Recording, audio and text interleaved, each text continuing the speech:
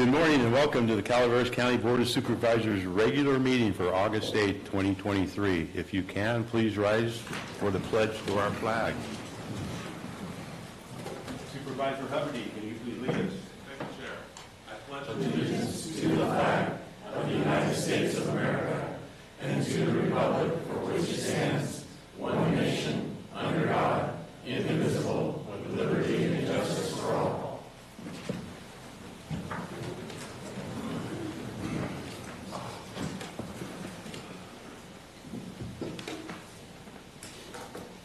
We will move on to the next item on our agenda, which is staff announcements. Jesse, do you have an announcement for us?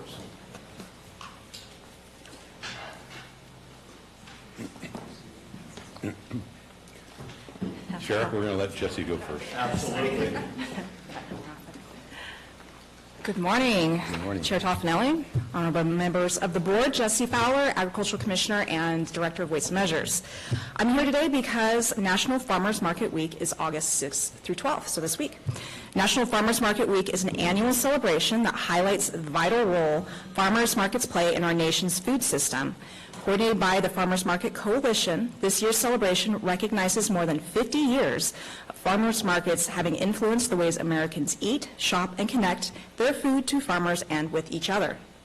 Farmers markets also serve as a valuable educational opportunity to speak with local farmers and learn what's in season and how favorite fruits and vegetables are produced, and also acquire an enhanced understanding of agriculture as a whole. So we have 3 certified farmers markets in Calaveras County. The first one is an Angels Camp, which operates through October 1st, and it is Fridays from 5 to 8 p.m. The second is in Murphy's, and that one operates through October 29th. That's Sundays from 9 to 1. And then the last one is West Point, which operates through October 12th, and that's Thursdays from 4 to 7 p.m. So to help celebrate, I really hope to see everybody go out and to visit their local certified farmers markets. Thank you. That's all I have. Any questions? No? Okay. Thank you, Thanks. Jesse. Thank you. Sheriff DeBasilio. Mr. Toffanelli, Chair Toffanelli, that is. Good morning. How are you folks doing this morning? Good morning, Chair. Good morning, Honorable Supervisors, County Council, and CEO. Still having a hard time changing that from CAO to CEO. I'm here this morning. I wanted to bring something to your folks' attention.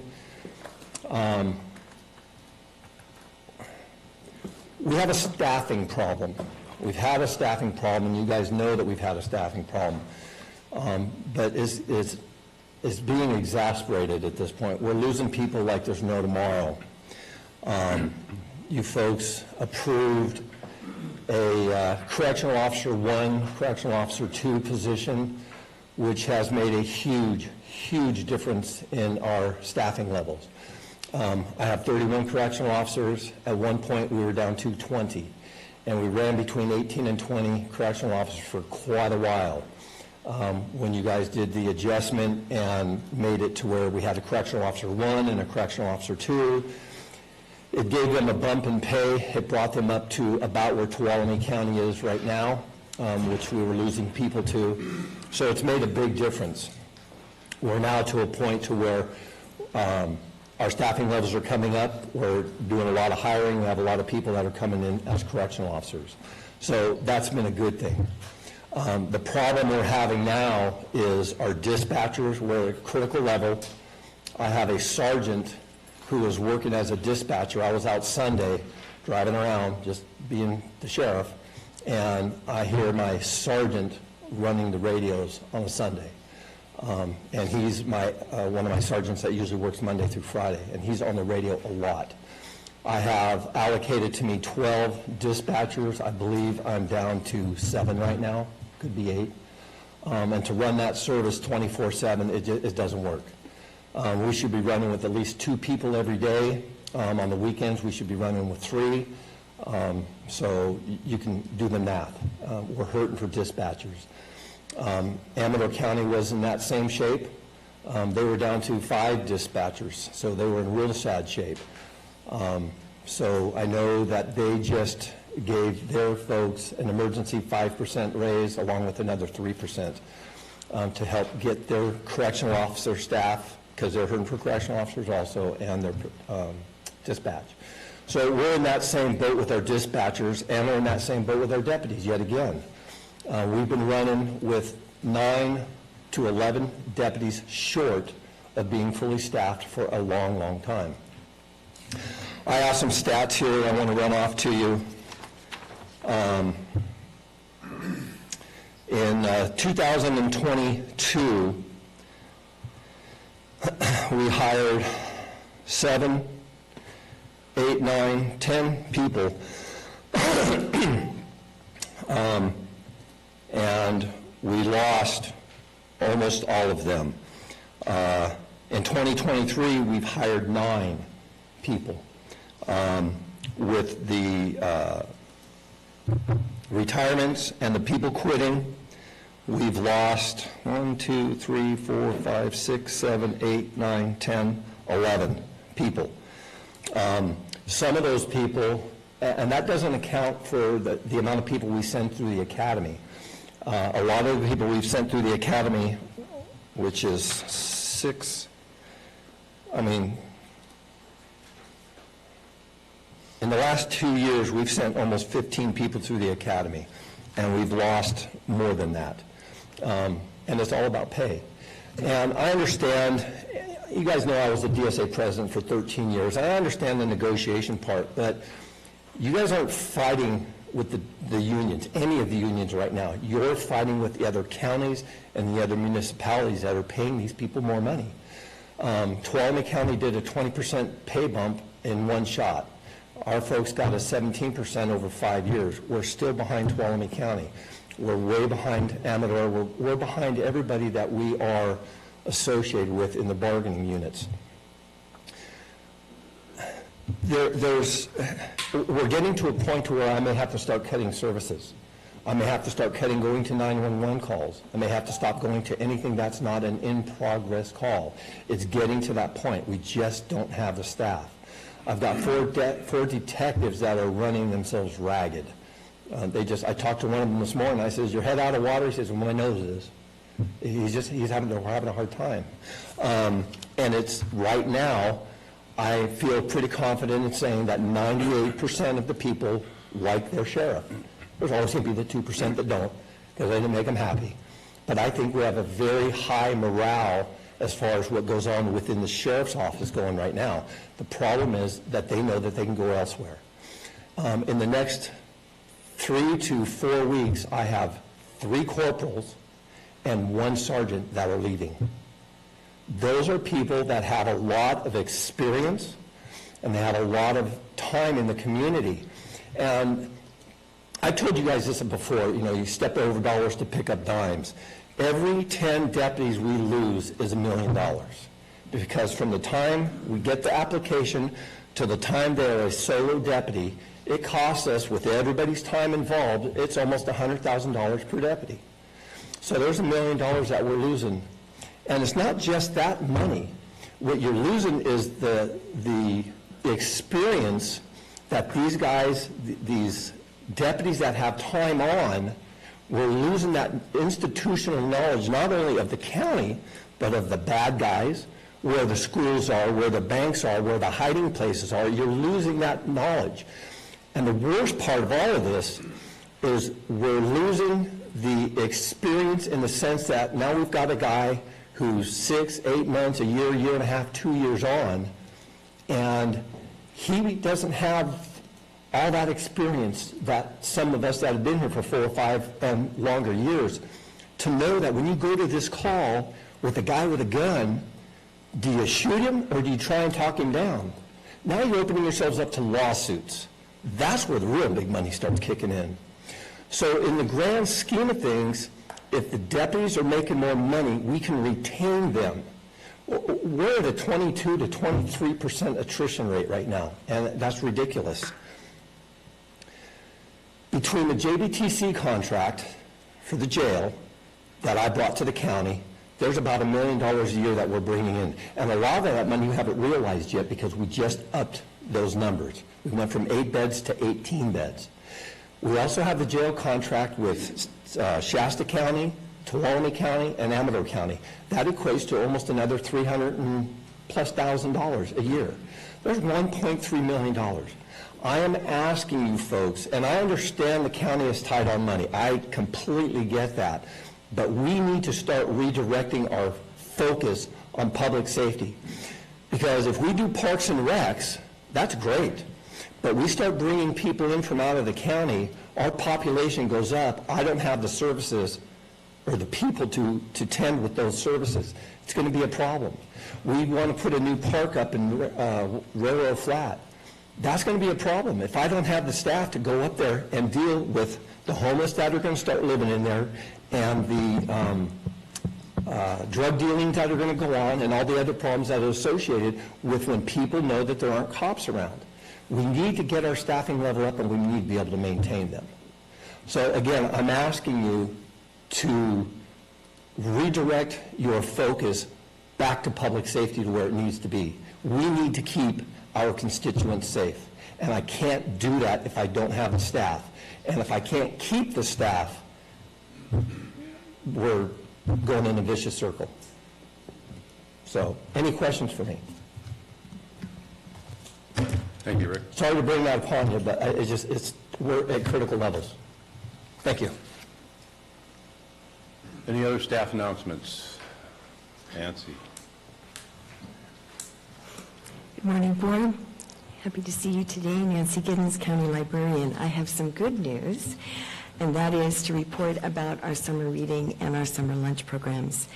We had a record number of registrations in our summer reading this summer. 1,057 children signed up to participate in summer reading, in which they receive 4 books and packets of activities throughout the summer, and another book if they bring their reading logs back. So we've logged hundreds of thousands of hours, or minutes, that our children have read this summer in Calaveras County. You know, the purpose of this is to help bridge the learning gap that our children experienced during the summer break. So we're super happy about that. And the biggest joy that those numbers bring us is that of those children, 86% of them completed the program, which means they picked up all of their books and all of their materials, and that's a record high for us. And as you know, simultaneously with summer reading, we offer lunch at the library. We offered lunch in 6 locations daily this summer. Valley Springs, Smoke Hill, West Point, Railroad Flat, San Andreas, and Angels Camp. And then in the other 3 places where we just have not worked out the mechanics of getting them the food on time for lunch, because we pick up our food in Jackson from the Amador Unified School District, we offered food once a week with a program. So we did it on their story time and their children's programming days. So Tuesday in Murphy's, Wednesday in Arnold, and Thursday in Copperopolis. And those programs were also very successful. So I'm happy to report to you that over those 6 weeks where we were helping to meet the food insecurity that our children faced during the summer, we served 5,547 lunches to our children. Amazing. Good job.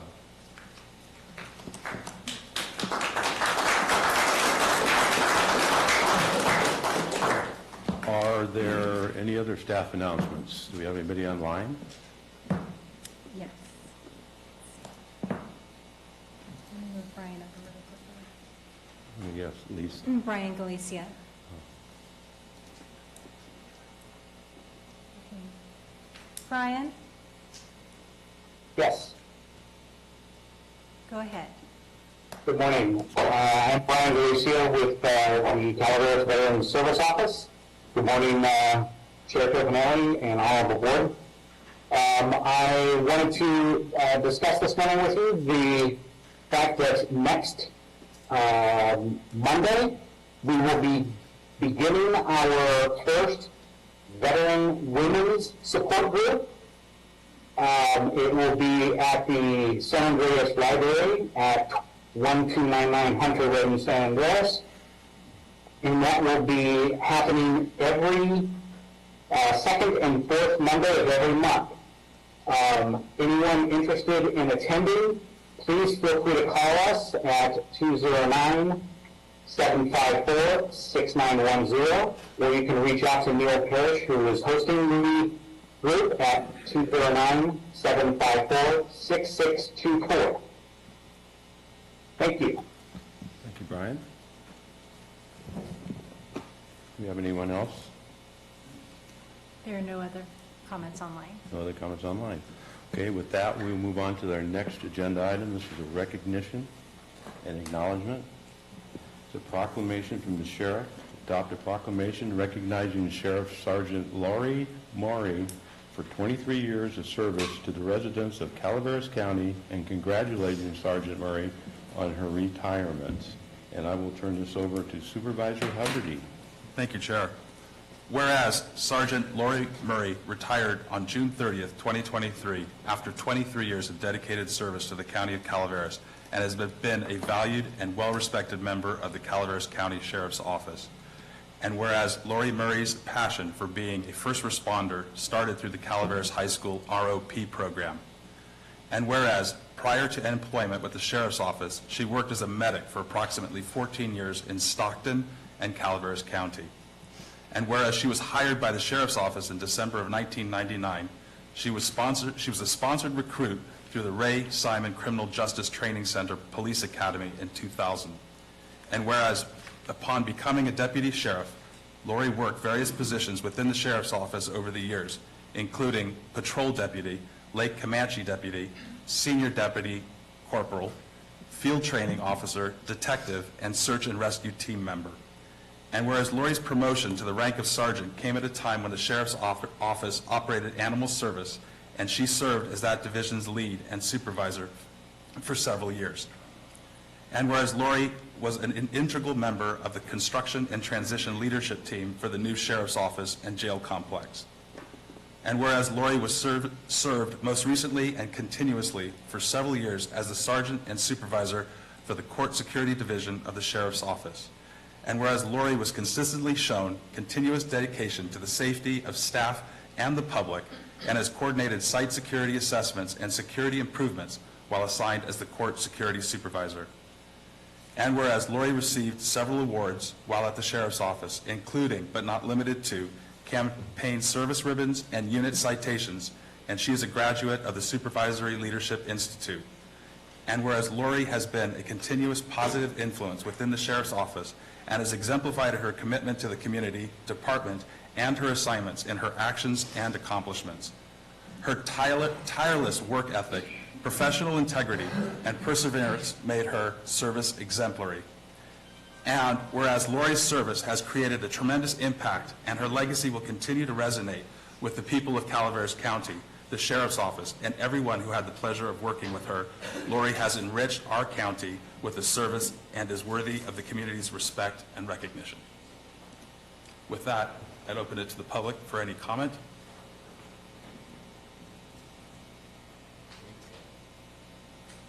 Not public, but I'll comment.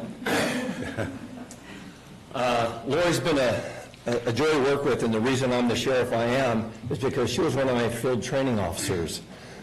She was the one that made me go out and learn this job, and she did a fantastic job. I have nothing but high praise for her as the medic and deputy that she has been throughout the years. She is exemplary in what a police officer should be. And I want to tell you a quick story about her one time. I was on the training program. I was in West Point, and we were on a day shift, and we get this, 10:35, I need help from a peace officer.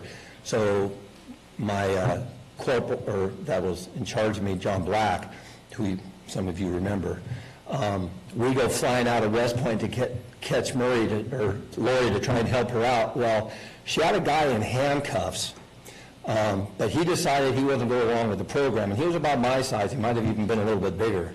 And evidently, she jumped on his back and rode him like a cowgirl and brought him to the ground and kept him from taking off. So she is not someone to mess with, and I think everybody in the department knows that.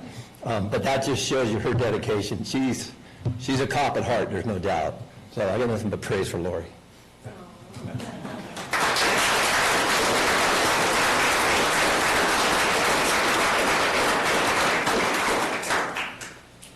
Do we have any comment online? There are no online public comments. With that, I'll bring it back to the board. So moved. I'll second. All in favor?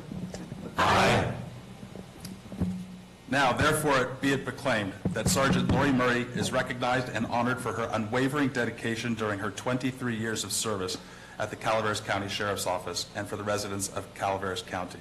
This was passed and adopted by the Board of Supervisors of the County of Calaveras, State of California, this 8th day of August 2023.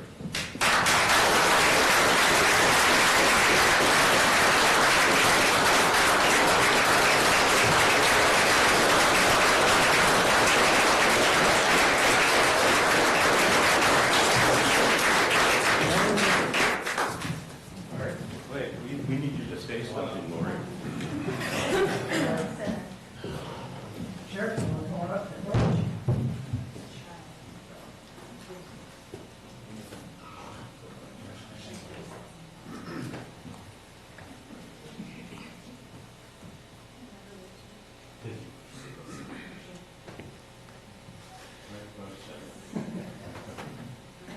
We'll make it one spot for that. Oh, I like this. Thank you very much.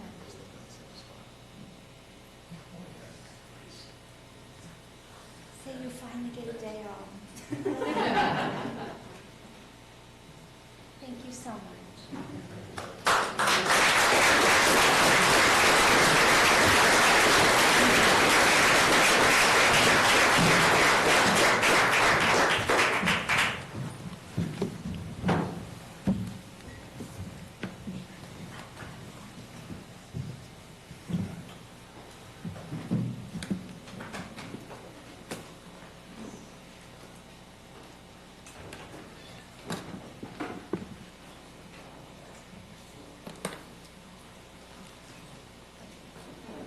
We'll move on to the next item on the agenda, which is general public comments. Any item of interest to the public that is within the subject matter jurisdiction of the board and is not posted on the consent or regular agenda may be addressed during the public comment period. California law prohibits the board from taking action on any matter which is not posted on the agenda unless it is determined to be an emergency by the Board of Supervisors. If public comment is completed before 30 minutes allotted time period, the board will immediately move to the next order of business. If public comment is not completed during the allotted time period, it will be continued as the last item of business in order to provide an opportunity to the remainder of comments to be heard. So we are open for general public comments. Good morning, Board. Happy Tuesday. I'm Cheryl McEwen Harper, and I am District 2. I live in West Point, Wilseyville. And I am here today to support my public sheriff and the safety of my community.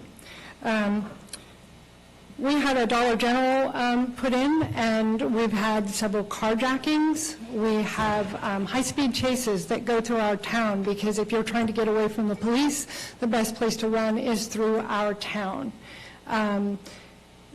The sheriff has said that we're getting to a point where we're going to start cutting critical services to the rest of the district, with deep respect to him and his office. We've already been dealing with that in West Point, Wilseyville. I've been there for over a decade. Response time is up to 40 minutes or more if we have an emergency. Our average age in our town is 61, so we're a small retirement community. There are people that have moved there in order to be away from police presence. The fact that we are 40 minutes from police response is known not only to us, but to the bad guys. We have people who dump dead cars. We have people who dump dead bodies. So when we're surrounded by, the national forest there, we find it a little ridiculous that the priority would be a Park and Rec Commission for a $250,000, budget allocation. So I am asking that you consider that Calaveras County is 22% higher than the national average in homicides, 12% higher than the national average in violent crimes.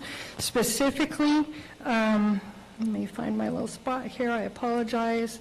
West Point, Wilseyville has 46% violent crime, property crime. So we're really asking you to help this community in particular. They're talking about putting a park there. And again, this attracts vandalism. And not that they're not already there, but it gives them a place to be and a place to cause problems. So we really need our sheriff's department. We've also recently had the fire department shut down. Our critical services are more important than setting up a park and rec commission at this time for the community. Thank you for hearing me today. Thank you. I want to make everybody aware, please keep an eye on the timer that you have in front of you.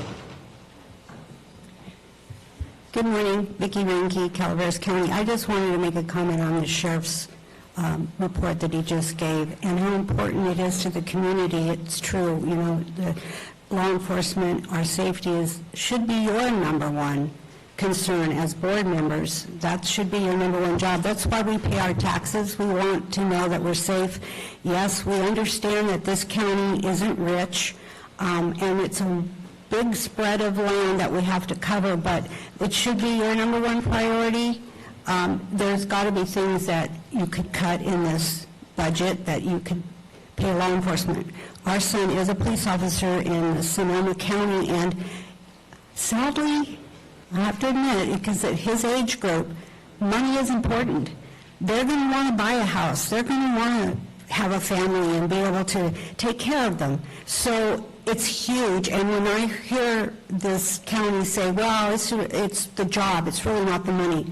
No, for these kids, it's the money, and we need to be paying them for the job they're doing. It can be a dangerous job, and we appreciate them. So anyway, I just wanted to piggyback and give support to the sheriff. Thank you.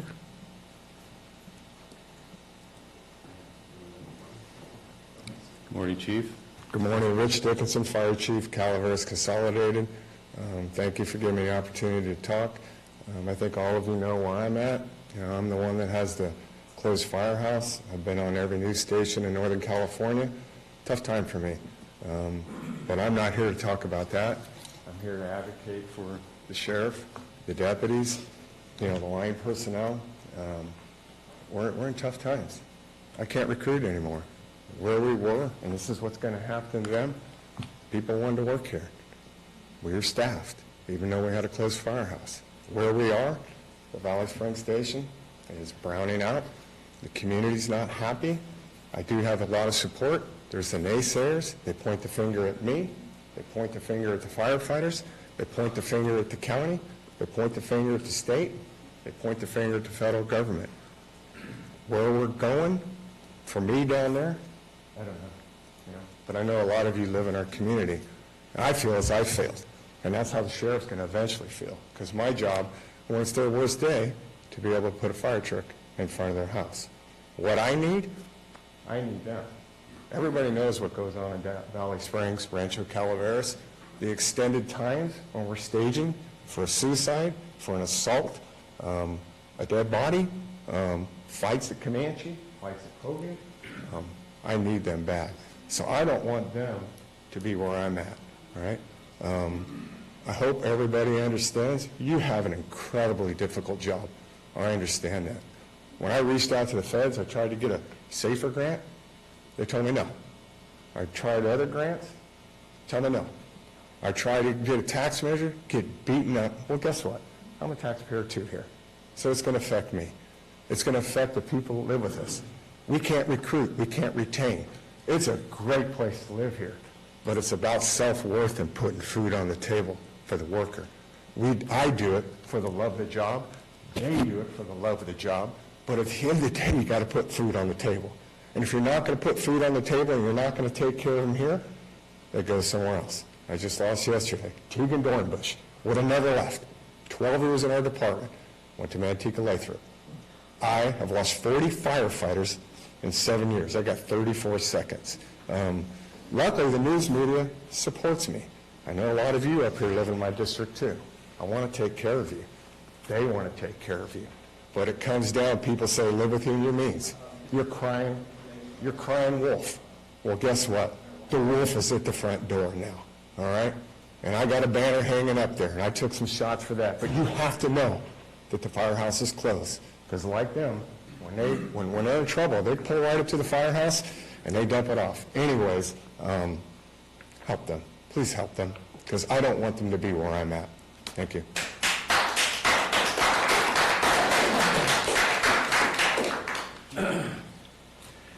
My name is Christopher Budner. My website is Calaveras2024election.com. I'll be reading from a prepared statement. I am the son of a firefighter. I have over 3 decades of experience in event safety protocols for arenas, amusement parks, convention centers, and cruise ships. The Butte wildfire of September 2015 was a PG&E causation. PG&E has been blamed for more than 30 wildfires since 2017 that destroyed over 23,000 homes and businesses and killed over 117 people. Today I express grave concerns shared by many in Calaveras regarding the public safety and extreme fire risk posed to the Arnold community by the Tesla supercharger station under construction in the northwest corner of Arnold's Meadowmont Center following the hastily approved electric vehicle charging station EVCS permitting process. To reiterate from my July 25th detailed 9-page written analysis, there is considerable acknowledged value in Calaveras County attracting and integrating green EVCS infrastructure. A properly sited, reviewed, inspected, and approved Tesla supercharger station is a very desirable addition to Arnold. Regrettably, the poorly selected siting of the facility on the parcel presents multiple public safety concerns that were left unaddressed by the fast-track ministerial permit approval. Points of concern include the permit process conditional exclusion of fire officials from participation in the review and approval of this high-risk facility, the proximity of this facility to residences, trees, large-capacity propane tanks, and unregulated traffic. The root cause of this problem extends back to January 24, 2017, when a flippantly discussed and unanimously approved agenda item for the EVCS ordinance was introduced. Supervisors Tofinelli and Garamendi voted to approve the EVCS ordinance. The video record of the ordinance approval process is a shameful and lasting indictment of the continuing failure of this county's government to recognize and anticipate risk to public safety before its citizens insist. A high-risk EVCS is now under construction. The community insists upon a temporary injunction until a thorough review by fire officials, law enforcement, and public works has occurred to mitigate the risk and assure the community of public safety. Further, the EVCS ordinance must be repealed and replaced to insert fire officials in permitting and approval process for all non-residential EVCS installations. A detailed EVCS repeal and replace request was emailed to all of you on behalf of the citizens of Arnold and Calaveras on August 7th. Additional details regarding this urgent issue of county government negligence is at my website, Calaveras2024election.com. Thank you very much, Christopher.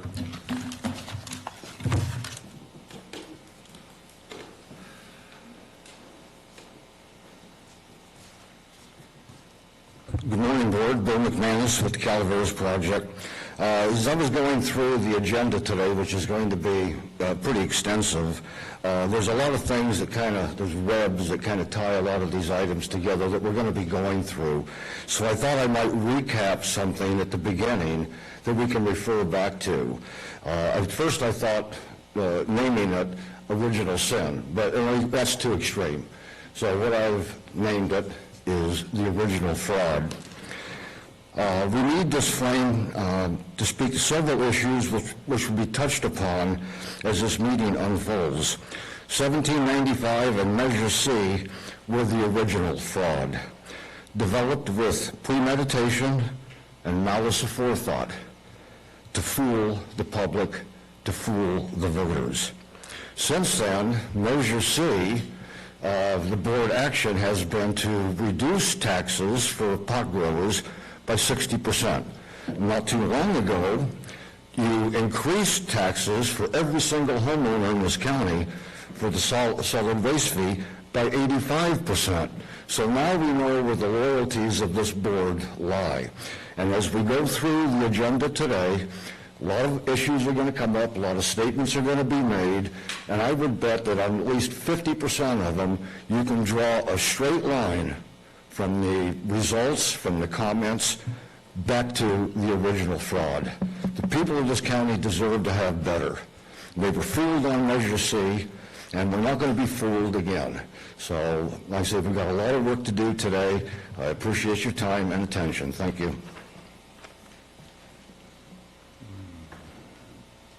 Any other public comments? That's it. You? Oh, hey everybody, I've been here in a long time. I've been busy living life. I just wanted to support the sheriff's office, and I look at the agenda items that we are presented with, and I think there's ways that we could do stuff that we could do differently. I'm not up there. I'm just talking, but I can tell you right now that there's got to be a way that we can support him in another way. There's got to be. The fire department closing is a big red flag for us. We have to look at it a different way. We have to find some kind of funding to raise the pay. These guys are going down to Valley Spring, down to Fremont and Alameda County and the sheriff's office down there for a reason. It's because of the almighty greenback. Any of us would have. None of us would have been up here working for the pay that they're getting. So I just want to support that. Any other public comments in the room? Seeing none, is there any online? Yes, Lisa Kramer and Sarah Jones. We'll start with Lisa first.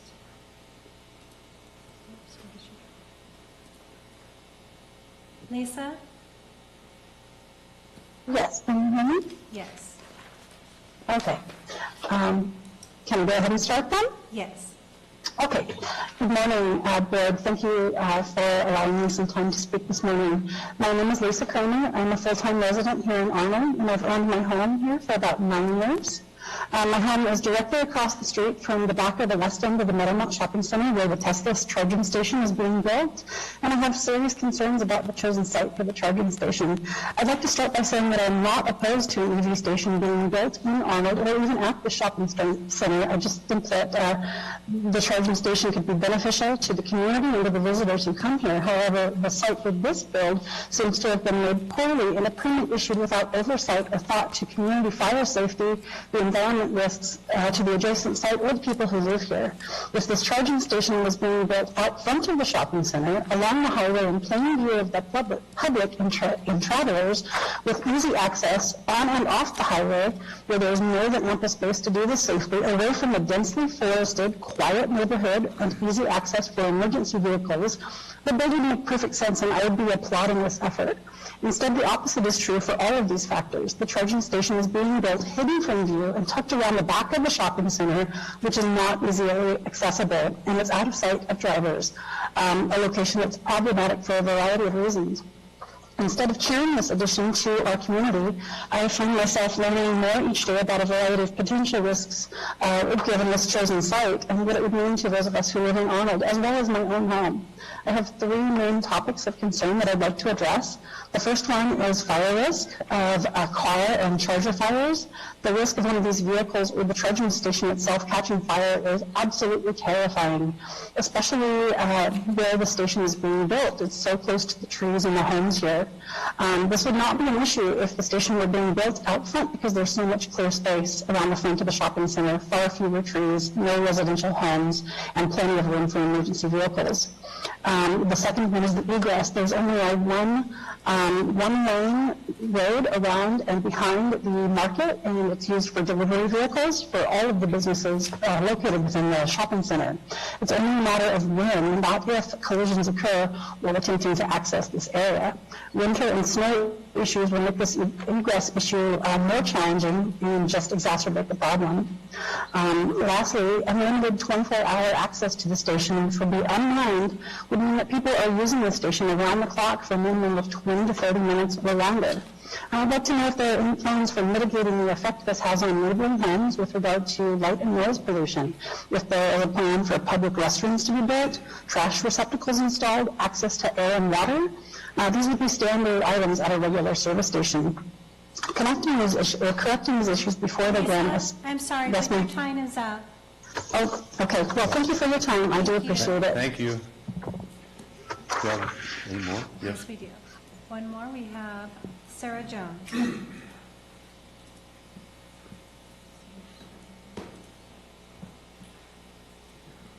Sarah? Good morning, everybody. Can you hear me? Yes, go ahead.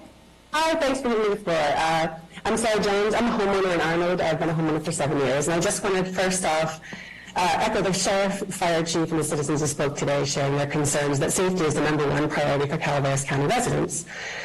Which is why I also echo the concerns raised about the placement of this EV station behind the Meadow Mott Shopping Center. To be clear, and as a professional journalist with a beat focusing on sustainability and construction and infrastructure, I do support and encourage EV infrastructure, and I understand the state is fast-tracking this progress with financial incentives and streamlined permit requirements. But it's the job of the local government to address and support the concerns of the community, and we've been given no opportunity to comment on issues that are posed by the approval of the owner's choice to locate the project behind the store in the woods, rather than the visible, expansive, highway-adjacent front parking lot. I'm not going to repeat all the valid concerns raised today, but I'd like to know how the supervisors would bring more transparency to this approval process by facilitating a path to productive dialogue with the community. Because as I'm sure you're aware, misinformation has been spreading, and we are in need of a constructive solution. So we'll be looking forward to your next steps. Thank you. Thank you. Do we have others? There are no further online comments. Okay, seeing no further public comments, we'll move on to the next item, which is our consent agenda. Consent agenda items are expected to be routine and non-controversial. They will be acted upon by the board at one time without discussion. Any board member, staff member, or interested party may request removal of an item from the consent agenda for later discussion. Is there any board member wish to remove an item from consent? I do, 21. Supervisor Follendorf, 21. Any other board member? I was going to pull one, but I think we'll go to staff. Teresa, you wish to pull an item? Chair Toffenelli, I would like to pull number 7 for a correction on that item. Okay. Any other staff member? Good morning, Chair, members of the board. Doug Oliver, Chief Building Official. I'd like to pull item 10 for discussion or for clarification. Item 10.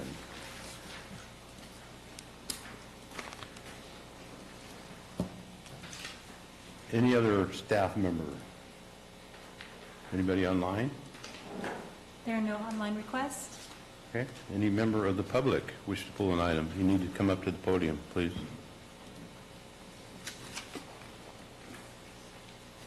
Yes, I'm requesting that you pull items number 6 and number 18.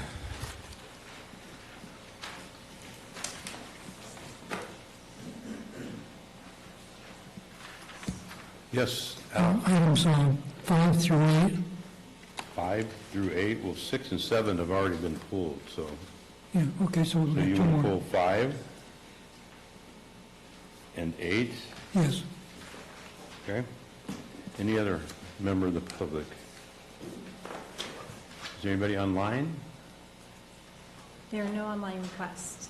Okay, so I have items 5, 6, 7, 8, 10, and 18 that have been pulled. I'm open for a motion for the remainder. Move. Second. Motion by Supervisor Follendorf, second by Supervisor Stopper. All in favor? Aye. Opposed? Passes 5-0. We will go on to item number 5. This is an action item from administrative offices. Authorize the board chair to sign the response to June 19th, 2023 grand jury report regarding animal services. Al, you pulled this item. Yes. You have a question? Yeah, I request that the response actually be read to the public on each of those items. Pardon me? The written response that you provided to the grand jury, if you could read that so the public could hear it. You want us to read out the response? Yes.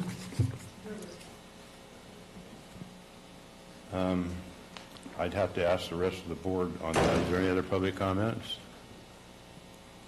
on this item. Is the board interested in reading this item out, the response? I think you can go online and get all the responses online and read them online if you like. Are you interested? And just so everyone's clear, I mean, it is in the agenda packet. It's available to review. It's available, it's in the agenda packet, and you can go online and read it. So I don't see any interest, so I'll bring item 5 back to the board. Is there a motion for item 5? So moved. Have a motion by Supervisor Stopper. Second. Second by Supervisor Huberty. All in favor? Aye. Opposed? Passes 5-0. Moving on to action item number 6. Bill, you pulled this item? Item 6, you pulled it? Yes. You need to come up and... Well, yeah, you need to come up and say why you pulled it. Otherwise, we don't know why you pulled it. Yes, I would like to pull item 6 so that we can have a discussion and public comment regarding item 6. Well, I thought public comment might come after some presentation because this is a board action responding to the grand jury report. It has nothing to do with me, other than if you make your case why you responded the way you did, I may have some comments about that. Do you want those comments in advance of what you're doing? Well, it's on our consent, so you pulled it. If you have comments on the item, you need to make your comments on the item now. Okay, my comments on the item is after going through the grand jury finding and the county response to finding 1, I've highlighted some lines in there that EMA does not have a program, nor does the Board of Supervisors directed to undertake it to affirmatively test for soil or water contamination on any parcels, cannabis-related or otherwise. And the theme continues on through paragraph after paragraph of the county's response. And the theme seems to be, if you don't look for it, you won't find it. So don't look and don't find it. The original fraud, Measure C and 1795, we can draw a straight line back to that. We were guaranteed protections from all the activities at Pot Groves that you were going to allow. And when we get down to the point where there may be some problems, all of a sudden, the county's out of money. Well, that goes back to original fraud. That was Measure C. We were supposed to be doing the backstroking money based on what the pot industry was going to supply to take care of their problems to protect us, not take it out of the general fund to protect. We're already paying for that. So as we go on, it says the county does not have a CEQA compliant program in place to regulate cannabis-related environmental impacts on permitted cannabis cultivation sites, and while soil and water testing for contaminants are not part of the program, EMA does work with DCC, I guess that's all internal, to ensure compliance with the various provisions of Chapter 1795. That is not happening. That's the straight line back to original fraud. And back in those days, the issue of environmental dangers and toxins and all that kind of stuff was a very hot topic. And to this board, almost a lot of you here, we produced a copy from Dr. Gabriel's extensive research on pot groves throughout Northern California and within California. It was sponsored by the state of California, Fish and Game. I've got a copy of it with me. Everyone on the board got a copy of that. We encouraged you to read it, because it has vital information about what can happen out in our environment when these toxins are not controlled, and we've seen it. So, you know, if you didn't read it, that's one thing. If you read it and didn't understand it, I don't blame you. It was a pretty thorough research project. So I guess what I'm getting at is, since we don't have the money to do it right, where are you going to find the money? And if you can't do it right the first time, when are you going to find time to do it again? So Measure C is gone, that money, bye-bye. Other things, bye-bye. And now we're left with money having to be drawn out to support all the other services here. We have to share that general fund. That's the people's money. And so the people's money was not dedicated to control pot and all of its implications. So that's my response. Thank you. Is there other comments? Chair Toffenelli, I'd like to respond a little bit to that on the public comment side in support of the county. When we show up to a site that has what we consider any illegal substances, we do get a hold of Fish and Wildlife, we do get a hold of environmental agencies that need to be handled. The problem that we have is that if we don't see something and we leave, we now no longer have a search warrant. We can't do anything on that property legally. So even for our environmental agency to go into that property, they can't do that unless somebody shows that there's an actual problem. So when we were dealing with some of the sites that had the fluorocarbon, which is an illegal substance in the United States, we were dealing with that. So I understand Mr. McManus's concerns, but we do handle the concerns. And I was a little not very happy with the grand jury's report because of that. The environmental agency that we have, excuse me, the environmental agency we have and the sheriff's office, we do work together. They did not do very good research when they did the research for their grand jury report, because we do handle the environmental impacts to this county when we know about them or if we're on the site. So the county is doing their job in that aspect. I just want to make sure you folks understand that. Again, if we find it, we will deal with it, yes.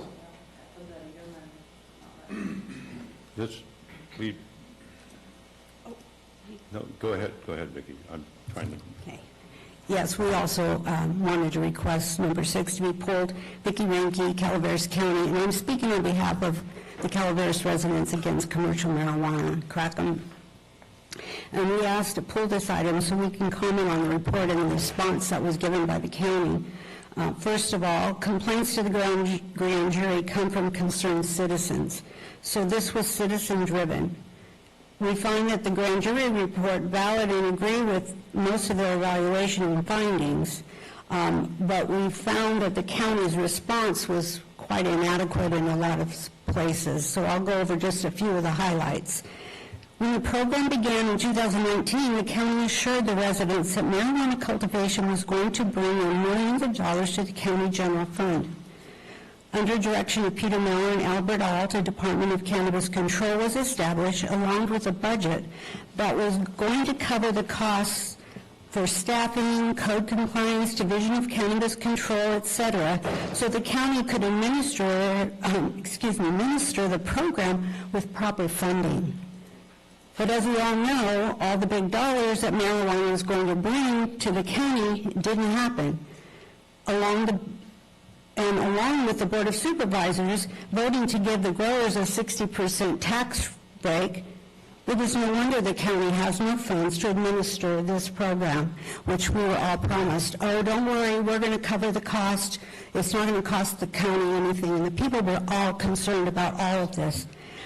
A policy needs to be developed to remedy this problem. There needs to be testing for contaminants in the water and testing of soil for contaminants to prevent environmental damage. This is important to the residents of this community, especially a rural county like we are. You ruin people's water or their property and they can't raise their animals and grow their crops. Looking at the finding in response to finding number 3, environmental remediation on cultivation sites does not only pertain to the eradication of illegal growth, which the sheriff just addressed. 1795.130 addresses remediation of all former cultivation sites prior to May 10th of 2016. There were at least 950 grow sites in 2016 prior to the ordinance approval. And those, as far as we know, have not been eradicated or not sure this was ever completed. No permit should have been issued. Its prior grow sites were not remediated. Where are the documents showing that remediation has been completed on these sites? Perhaps you need to put a moratorium on new permits until the county gets a handle on proper implementation of 1795. Thank you for your time.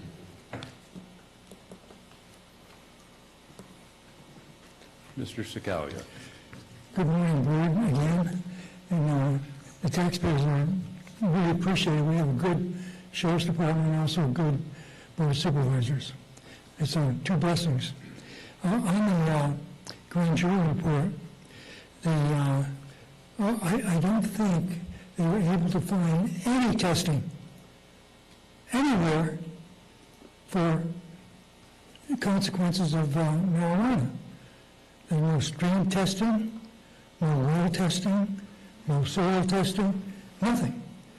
But there's an opinion that the marijuana industry is contaminating the soil. We know about odor, but I think that what should be done is do the testing, and if it shows that there is no contamination, quit saying that there is.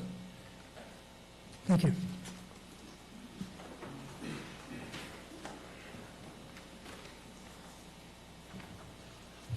Hi, Susan Morse, District 4, also resident of Calaveras County. I'm also speaking on 6. Most of you know that I have spent many hours in these chambers over the last 7 years, listening and participating in the discussions and the considerations given to 1795. We have all, many here, have spent hours and hours, days and days. The residents have received commitments from the board that the county was committed to proper implementation and enforcement of 1795. Many of you sitting here today committed to that. Needless to say, when I read the Civil Grand Jury's final findings report, based on its end of investigation, I was in agreement with the findings and recommendations. When I received and read the county's responses, I was dismayed and disappointed by its responses. These responses are not well thought out. Given the Civil Grand Jury's final findings report was signed by the judge and filed on July 11th, 2023, per California Penal Code Section 9333, the county's responses are due in 90 days. That would be approximately October 9th, 2023. In my opinion and in candor, this matter should be referred back for further consideration, and there is plenty of time to do this. Our residents deserve better than this. Please keep your commitment you made to the residents in April of 2021 and cure the issues that have been brought out by the Civil Grand Jury, and let's get back on track. All we've heard so far this morning is all of the issues that are facing this county. We need to step up and figure out how to cure them. Not run from them, not make excuses, not say we don't have enough money. We've given away a whole bunch of money in the last couple of years just on the marijuana issue. We need to come together and end this. There's a lot of good things. Everybody talks about this great county. It can be great, but we all need to step up, keep our promises, keep our commitments. The residents have done that. Thank you. Any other public comments?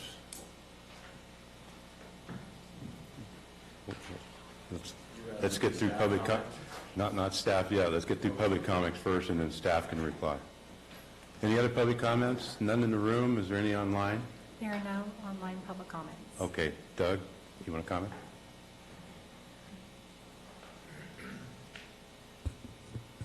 Thank you, Chair, members of the board. Doug Oliver, Chief Building Official. I'm going to speak briefly on in defense of the program. A lot has been said, and I can say that, I'm going to say first and foremost that I have deep and abiding respect for the grand jury process, and I appreciate all of the information and communication that we've had between us and the board every time, or the grand jury, every time we get together. I think it's a very useful process, and it has helped me in the past improve my department. So in no way is this any shadow cast on them, but I will say there was some information presented that did not end up in the grand jury report that I do want to bring to light here that could be helpful for the public. And I want to identify that hopefully at the end of this there will be an understanding that your staff did everything that your board asked them to do. As it relates to legal cannabis grows, there's a couple of ordinance sections that I want to address here. Unfortunately, I wasn't prepared, so I looked it up on my phone while public comment was going on, so if you can give me just a moment to look this up. As it relates to remediation, there's a couple of different sections here. One of them is a requirement that in order to obtain a cannabis cultivation permit, you have to demonstrate that the site you previously occupied has been remediated. That process has been followed. I'm not going to get into the code section because that's one of the things that's primarily of concern right now, is that have you been following this process? That data is available, it is transparent, it is in our permit tracking software. Every time an application is applied for, there is a remediation inspection. That inspection is conducted by a code enforcement officer, and any corrections that are noted are completed before we can apply for that permit. Now, in some cases, the process entails a site inspection of the same site, so rather than have a remediation inspection and then a forward compliance inspection, we wrap that into one, and one inspector goes out, looks for everything. And we have an extensive list of items that we go through for the remediation and for the approval of that permit to make sure the site is safe, that there isn't any evidence of contaminants, and that we have a measure of safety in the environment, including well testing for water pressure and recharge and that sort of thing, although we don't target contaminants in the water. I want to address that at the end, though. There's something very important that we need to address. But in addition, this section here, which is 1795-130, gives a time frame for compliance. And this is specifically item D. Formal cannabis cultivation site that exists prior to the adoption of the current version of this chapter shall be fully remediated and restored in compliance with this chapter by February 9th, 2020. That does not direct anyone to go out and enforce all these sites. This is a statement to the public that if you had a cannabis site, you have to come into compliance by this date. Okay, there's nothing in our ordinance that charges cannabis control or code compliance with going out and making sure all of these are remediated. It is simply a statement that if you were cultivating before, you have to remediate your site, which means that if we receive a complaint or we are driving by and we see that there is a problem, we are obligated to pull over, do the inspection, cite the individual for noncompliance. This could be anything. This could be garbage. This could be not tearing down old plant materials.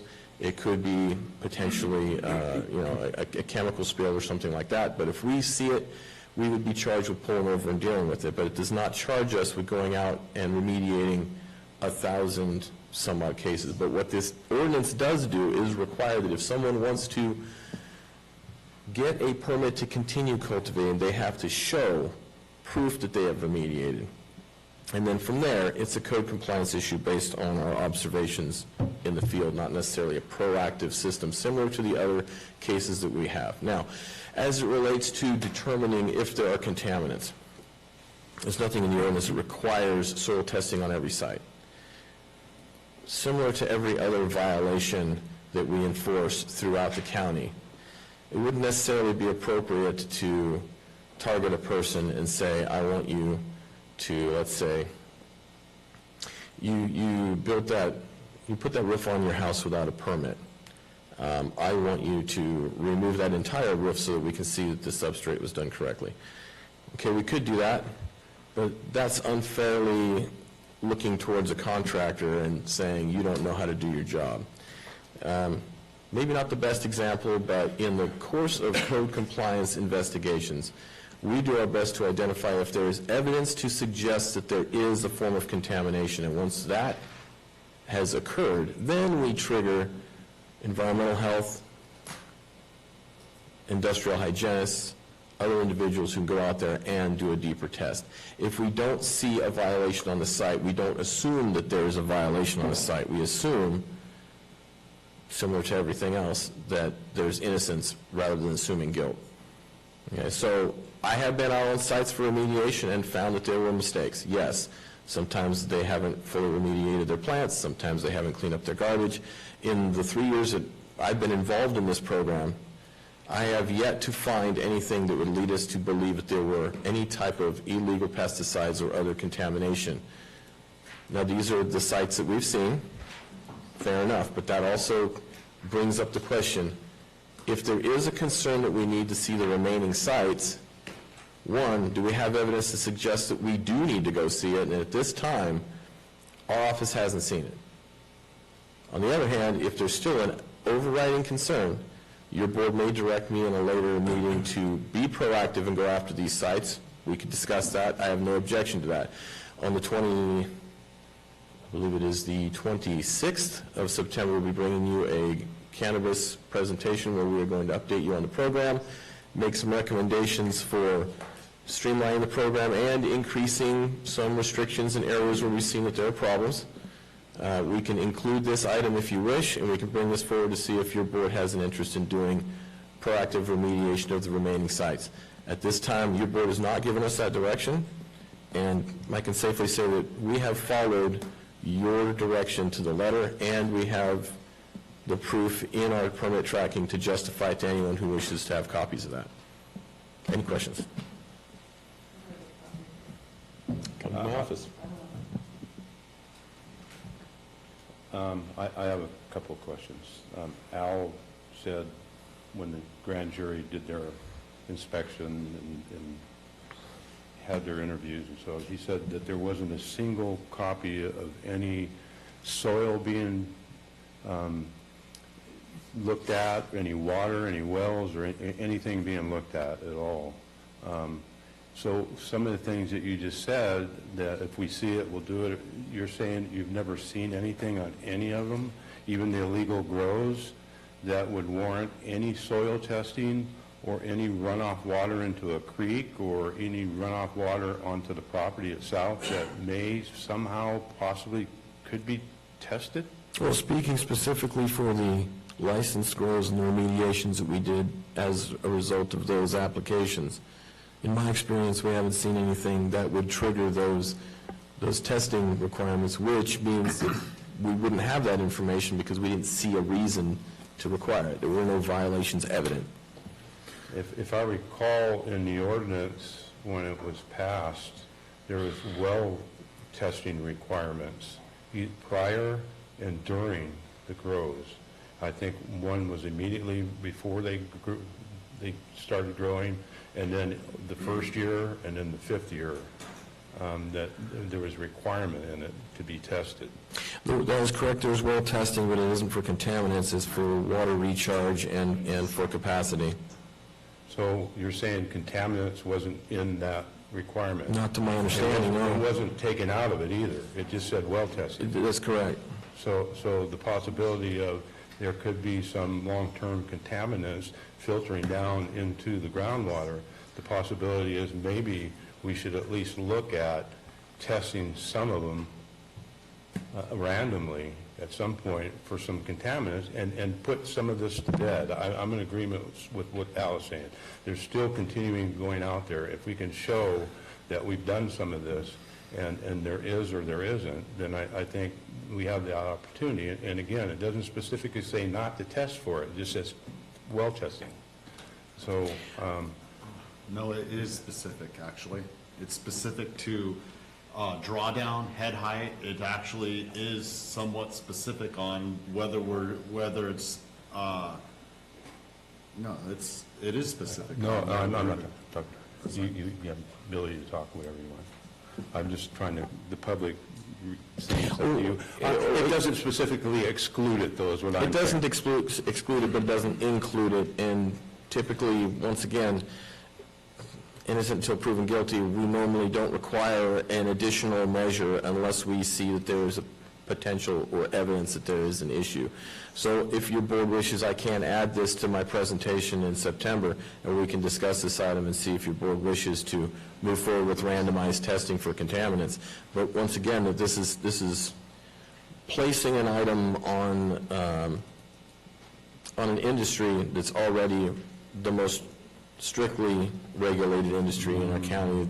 As far as agriculture is similar, you know, we don't require contamination testing for the pesticides and everything used for corn or for alfalfa.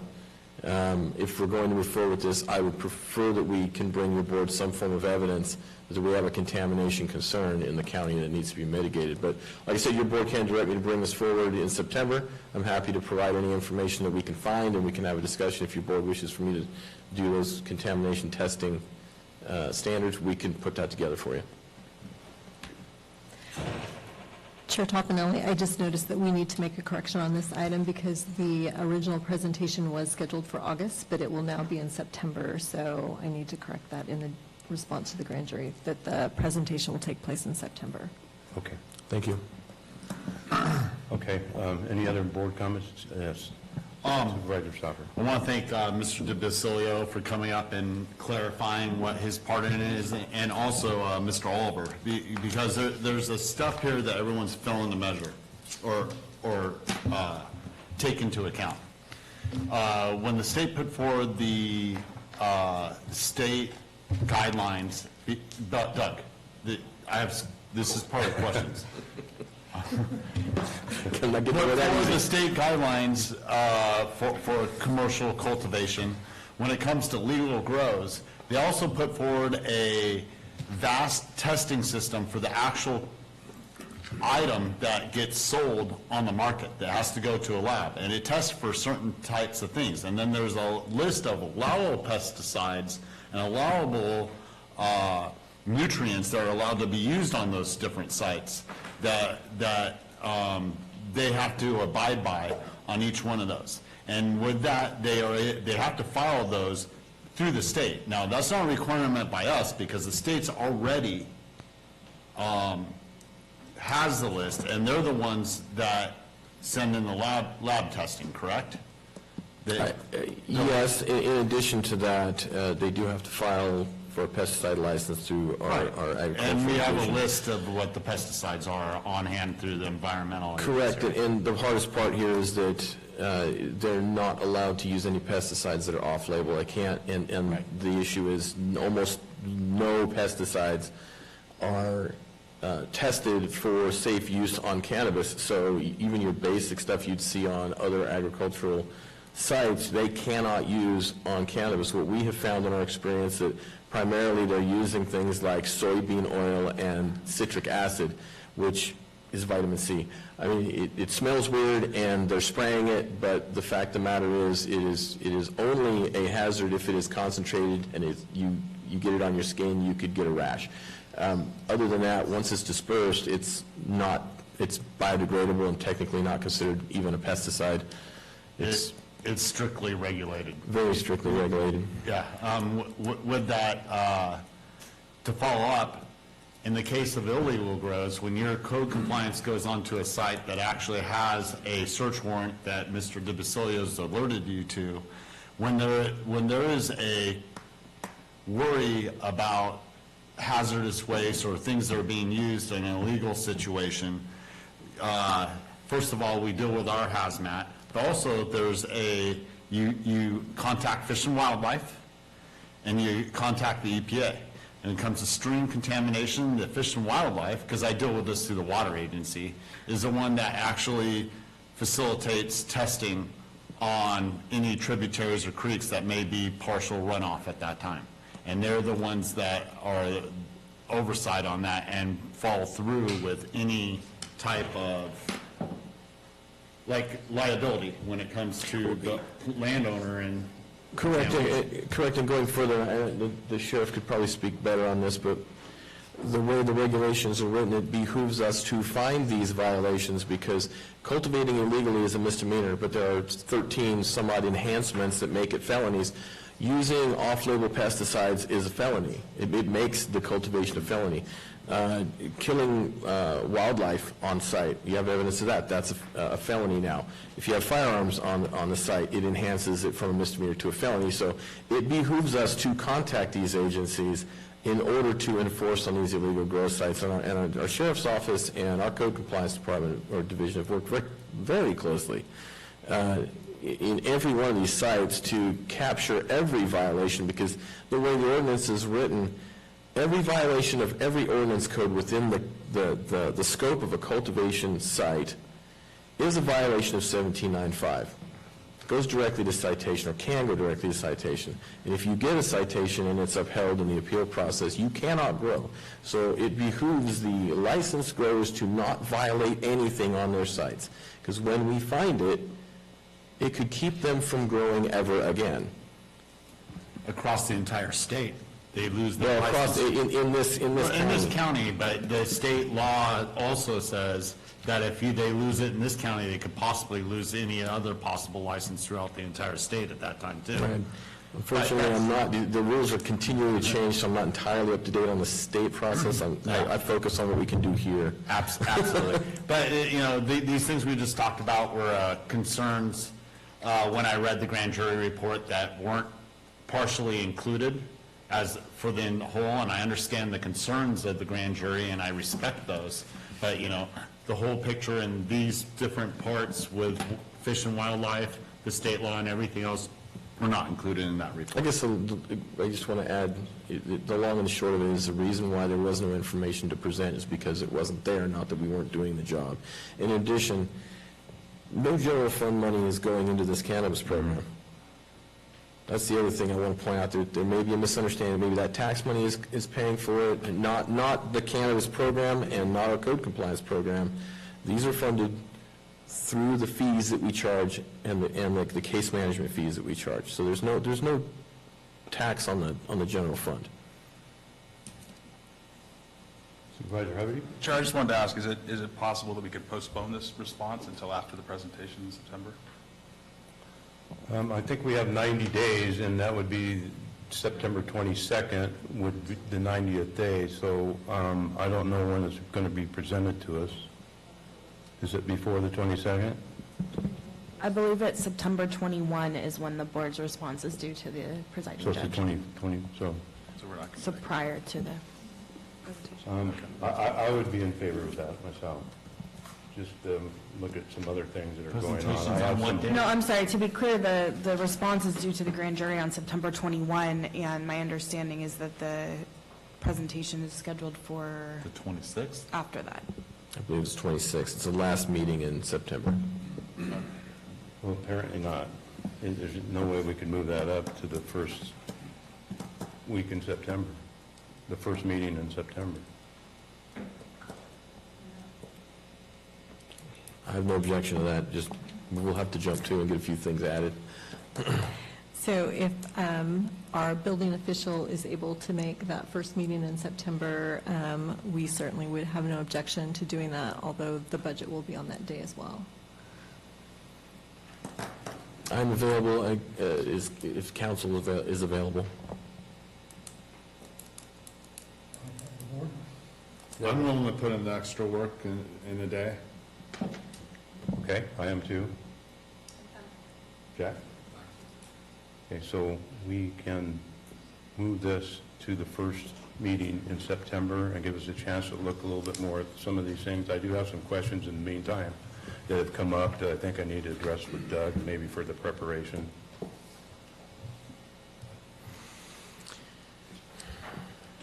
I would just like to add that I'll be meeting with some of your constituents to get their concerns so we can maybe enhance that presentation a little bit. Yeah. So I think if the board wants to move this item to a subsequent meeting. We need a motion. A motion to move it to that meeting. Yeah. I'm aware of that. Anything else you want to bring up? No, sir. No? Okay, so I'm open for a motion to move this to the first meeting in September. Oh, so move. Second. I have a motion and a second. All in favor? Aye. Opposed? Passes 5-0. Thank you, Doug. Sir. Didn't mean to put a little extra work on you, but hey. All do is work. I want to do one thing before we move on to the next item. Al, I want to go back to number 5 real quick and let you at least make some comments, if you wanted to make some comments on it. We didn't want to pull it and talk about it, but I will, if you want to make comments on item number 5. Yeah, I have a brief positive comment. Why not direct the environmental health people to test our streams? And if there are any contaminants, you can find out where.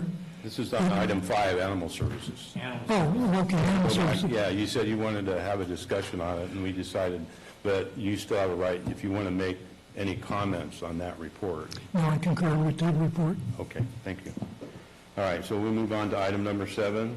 This is the action item for administrative office. This authorizes the board chair to sign a response to June 19, 2023 grand jury report regarding Calaveras County Health and Human Services.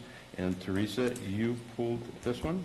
I did. So I have a correction on this item. So on page 45 of the packet, in response to finding number 2, we had, the original response was the county disagrees with this finding. The mental health advisory board members are not volunteer personnel. And while that's true, this is an advisory board comprised of volunteers, county personnel, and elected officials, and we need to add that language. And I would agree. Most of the public members are volunteers. They're appointed by the board, but they volunteer to fill out the application and are appointed. They do get no stipends or any money for their being on that board. So I'm in agreement on what Teresa has to say for the correction. Is there any board comments? Is there any public comments? Hearing none, I'll bring, if you need a comment, you need to. I'm not sure if this is the place to do it. Excuse me. But it is, but because these are all responses to the grand jury report, and with all due respect, because, you know, you're the attorney, but the Penal Code 933C says, no later than 90 days after the grand jury submits its final report of the operations. Okay, the grand jury's report was filed on July 11th, and the sheriff, the judge, Judge Healy, signed it on July 11th. You're a governing board, the Board of Supervisors, and it specifically states in the code section that you have 90 days from the date of its filing, which brings it into October. So because these are all under the responding to the grand jury report, I just found, you know, wanted to bring that to your attention. Thank you. You're saying we're being too expedient in our response? No, actually, that's the I did want to ask her that because, you know, it's all too often, Susan, if we waited to the last minute, you'll be asking us why we waited so long. No. I think, especially with the last one, and I know that's passed, but maybe there's some considerations that that maybe you hadn't thought of. And, you know, I was kind of surprised because I thought you would read your responses or have people review responses, which you didn't do. You're not doing it, you said. Okay, so people in the audience may not have read it, and it's difficult then to hear you say, well, too bad, so sad, when we have time. So if the public brings something up, you have time to go back and at least consider it. That's all.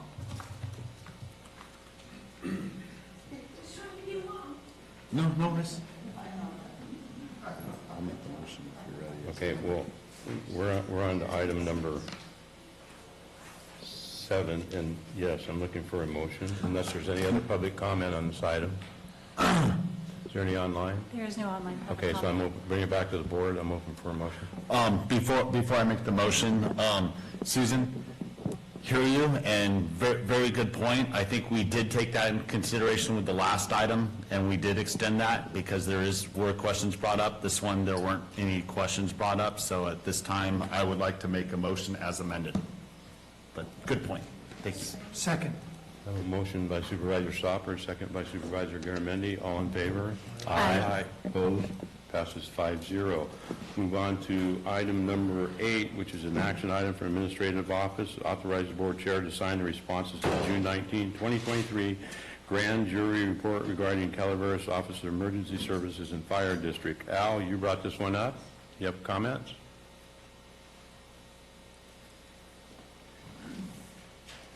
My comment was that it'd be good to read the response, even though it was published. Is there any other public comments? Any online? There are no online public comments. Seeing none, I'll bring it back to the board. Open for a motion. So moved. Second. Motion by Supervisor Garamendi, second by Supervisor Stopper. All in favor? Aye. Opposed? Passes 5-0. We'll move on to item number 10. This is agreement, code compliance, is approved agreement between Calaveras County and the Calaveras County Abandoned Vehicle Abatement Authority. I didn't know we had one of those, but apparently we do.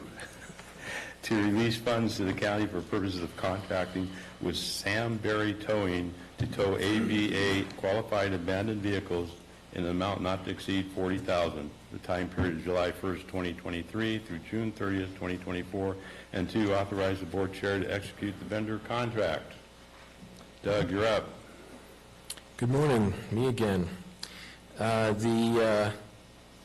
This is more of a correction than anything. I just want to bring your attention to items, I believe page 22, let's see, 22, 23, that don't fit in this item. It was in the last revision when we posted this for your board. A couple of extra pages were scooped up that we just want to remove, and this is actually related to another item we'll be bringing you by October, which is a ballot initiative to maintain an existing fee that the DMV charges, which is a $1 fee on every vehicle that funds the AVA program. So the AVA program is a state program that we have formed joint powers with the city to manage. Our code compliance department or division goes out and tags abandoned vehicles of various sizes and shapes and removes them from our county roadways, from our from public land, if there's abandoned, public land, but privately owned land, things like that. If the vehicle shows up, nobody knows where it came from, it's not running, we can remove it for you. So we've been running this program for over 10 years. This item has to be brought back every 10 years as a ballot initiative, and we're a little overdue on this one because we weren't aware it had to be brought back in 10 years. So you'll be seeing that last board date in September or early October, so we can get this on the ballot for November. But those 2 pages were not meant to be part of this agreement, so we're just asking that you approve this minus those 2 pages. Is there any public comments on this item?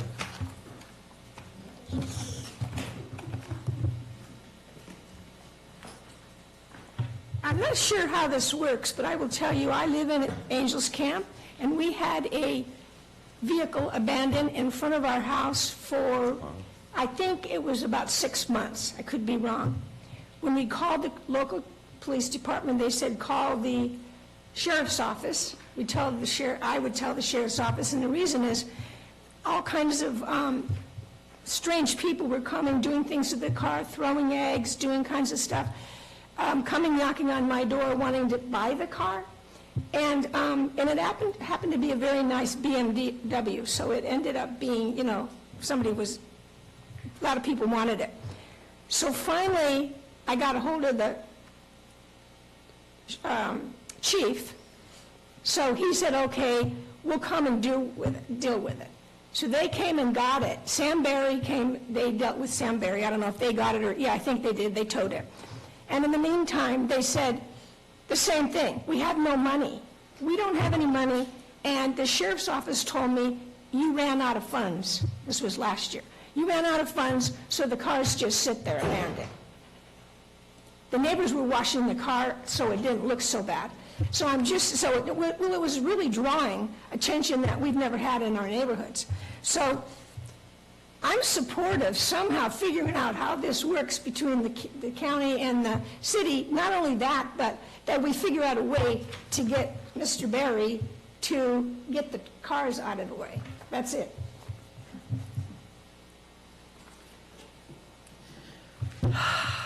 Okay, I'll say it here, Gary, instead of there. I just don't understand, if somebody abandons a car on bar 20, I just call the sheriff's office, they tag it, flag it, and hook it. Where does this dollar come from? Am I paying $1 right now? No, I'm not paying $1. The funding needs to come from the tax base. That I don't mind paying taxes for, because you know what, it looks bad, it causes blight, but where's this dollar? Who charged? I don't pay $1 for abandoned vehicle. I believe when you register your vehicle, $1 from that registration fee goes to this. I've never noticed that. I have 7 cars. Well, then you're paying $7. Thank you. Does it go to the county or does it go to Sam Berry? Well, you pay your registration fees is the state of California. But does it go to us? Does it go to Calaveras County? Well, goes to the state. when it goes to the state, but then it's distributed for this program. Oh. But thank you for your $7. Is there any other public comments or questions? Is there any online? There are no online public comments. Okay, I will bring it back to the board.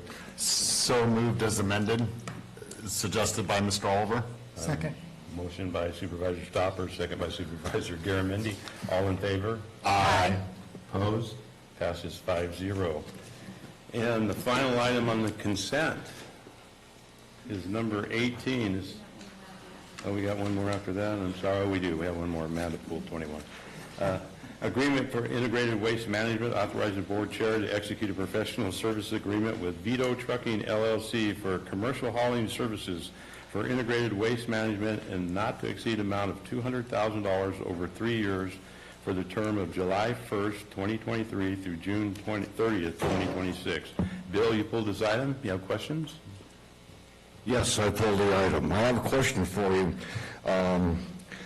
In looking at past plans that we've had for solid waste, there's lots of different moving parts, companies, activities, things like that. So I don't remember seeing Vito Trucking being used before. And are they substituting for another truck line that's working for waste management, which goes to the dump, and are they taking it off-site? I mean, out of the county, or are they just taking it to our landfill? I thought the idea was to preserve our landfill for as long as possible, and that there was some indication when we went through this before that the board would be looking at different solutions. That's when you've almost doubled the fee for solid waste, and that there's some expression of concern for senior citizens, people on fixed incomes, coming from you, Mr. Stoffanelli, and I appreciate those comments. Has anyone looked at it? Have you taken it apart to see what can be done to make this less expensive, so that maybe increases in fees can either be spread out over time, or are you taking all that money up front and spending it now? What are you going to spend it on? It doesn't look like there's anything different. This is still what I referred to before as Plan A. There was never a Plan B or a Plan C. We're back to Plan A again. And we're just going to be spending more money. And now once you start spending money on it, you say, well, we spent the money on it, we can't change it now. Is now the time to change course and look at a comprehensive program with other counties, with other corporations that are in the waste management business to say, here's the problem in Calaveras County. How can we solve it, and how much money is it going to take before you just start increasing fees? And maybe that can be spread out. Maybe there's some other way of doing it. But it's almost like the last issue. If you're not looking at it, you're not going to find the answer.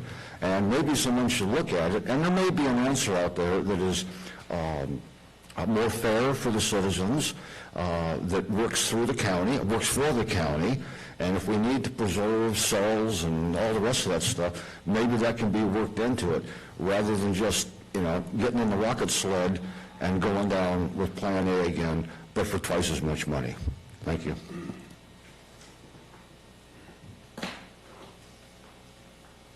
MC Allen, Taxpayer Association.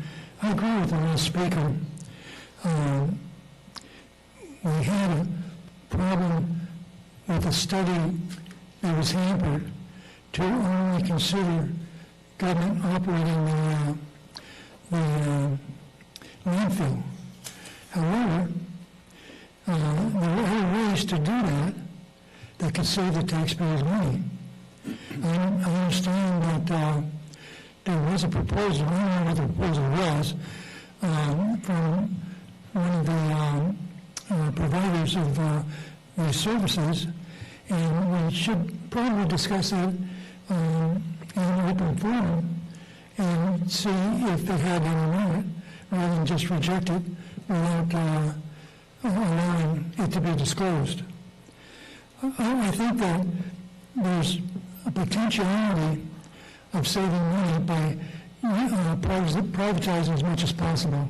It doesn't mean you have to sell the landfill, and you could lease it to a contractor that could operate it, but when you use tax money, you have to be more accountable because the people are trusting you with their money. And because of that, the comments about looking at all alternatives really do make sense for the taxpayer. Thank you. Is there any other public comment? Is there any online? There are no online public comments. Jennifer, do you want to have a few words for us, please? Sure. Honorable members of the board, Jennifer Cashy, Director of Integrated Waste. Just a point of clarification, our Vito trucking contract is something that we have had in the past. This is not a new contract. This is not a waste hauling contract. This hauls our wood chips, and it serves our Wilseyville and Red Hill sites for our yard waste. So after our yard waste is chipped, we then haul it to Rock Creek. So that is what this contract is for. Thank you. Supervisor Stopper? Yeah, that's what this item's about, too. That is correct. Thank you. With that, I'll make a motion.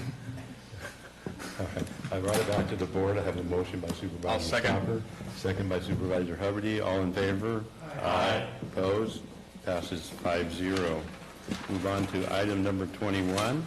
Amanda pulled this item as an agreement with Public Works, award request for proposal for 22-1200-33-925, and 2, authorize the board chair to execute an agreement for construction management of the roadway safety signage audit project, HSIPL 5930-095, and guardrail upgrades project at HSIPL 5930-094 with Consor North American Incorporated in an amount not to exceed $428,959.25. And we can't exclude the 25 cents. Okay. Kelly, you're up. Amanda pulled it, I'm sorry. My question is, this is just for existing guardrails. I just wanted clarification from the staff report. So I'm reading it correctly, it's existing, not anything that has changed since the adoption of the 2021 program, correct? Correct. Okay, thank you. You're welcome. Is there any public comment on this item? Safety item? No? Is there any online? There are no online public comments. All right, I'll bring it back to the board. I'm open for a motion for item number 21. Move.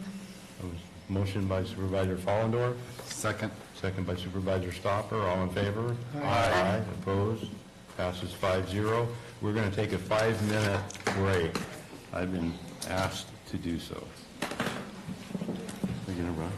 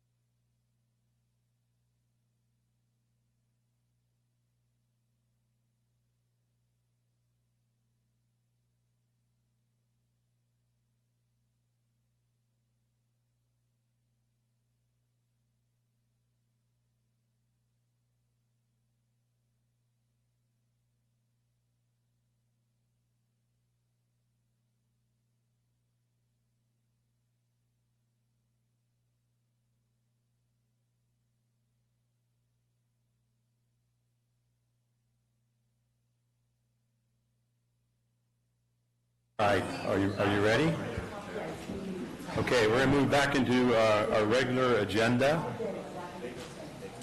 Next item on the agenda is an action item from the Administrative Office to adopt a statement denouncing anti-Semitic materials distributed in Calaveras County. And I will move to Teresa for a comment. Good morning, Chairman Toffenelli, members of the board. At the July 25th, 2023 Board of Supervisors meeting, concern was brought up over anti-Semitic materials that had been distributed throughout Calaveras County.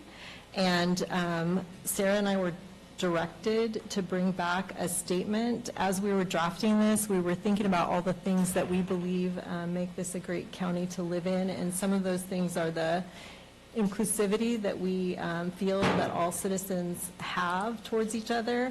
So with that, we drafted the statement regarding those materials and the board's position. So I will turn it over to you. Thank you. Sarah, do you have anything to say before we, okay. I'm going to read the statement, and then I'll open it up to public comments, and then I'll bring it back to the board for their comments, if any, and a motion. So, the following statement. The Calaveras County Board of Supervisors supports and celebrates diversity in our county and an inclusive environment for all its residents and visitors. We are committed to fostering a spirit of community and connectedness for all Calaveras County residents. Our mission to serve, support, and strengthen our communities and our vision as a prosperous rural environment with unlimited opportunities are both predicted on our core values of integrity, service, people, and sense of community. Our board is appalled by the anti-Semitic materials recently distributed in the county, which stand in stark opposition to our goal of creating an atmosphere of inclusion and respect for everyone living or visiting our beautiful county. It is unfortunate that people who have been afflicted by prejudice and bigotry feel the need to spread hate and intolerance. In the words of American poet Audre Lorde, it is not our differences that divide us, it is our inability to recognize, accept, and celebrate those differences. We, as your elected representatives, know through experience that acceptance and tolerance of the differences that make us unique creates a stronger and more resilient community. We will continue to nurture the deep sense of community and belonging that has long been the culture of this Calaveras County by supporting inclusion for all. Are there any public comments?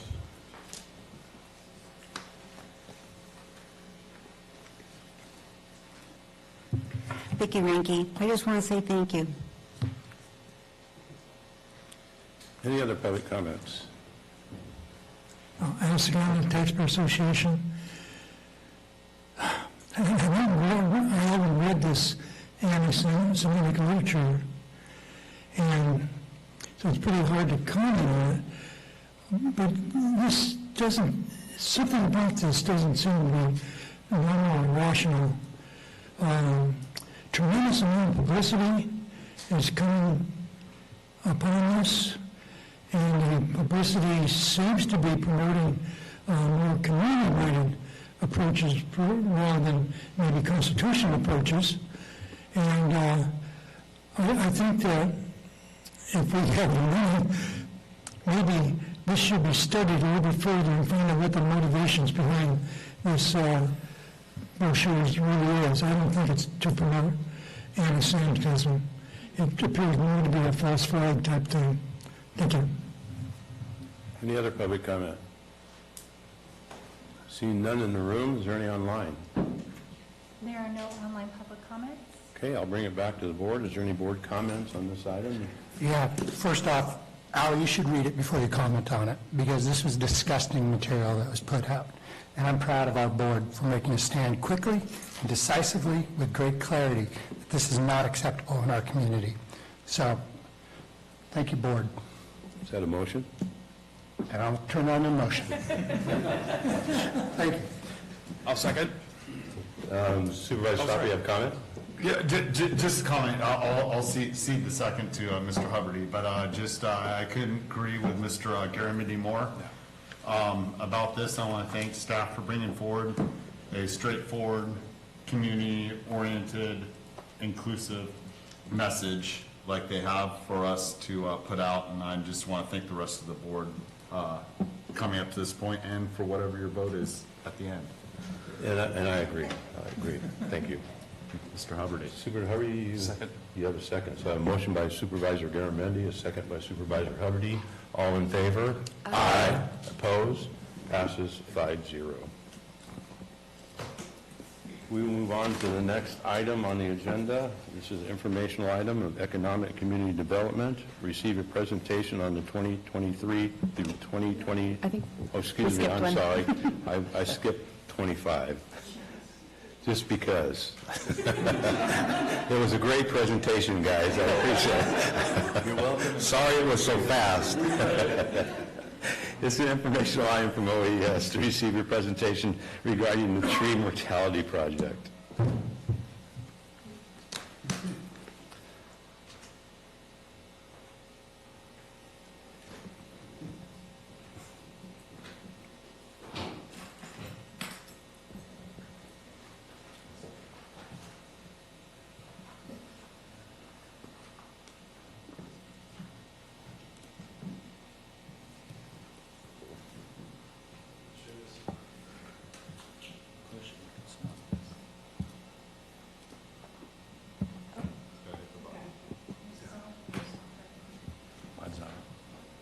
Yes.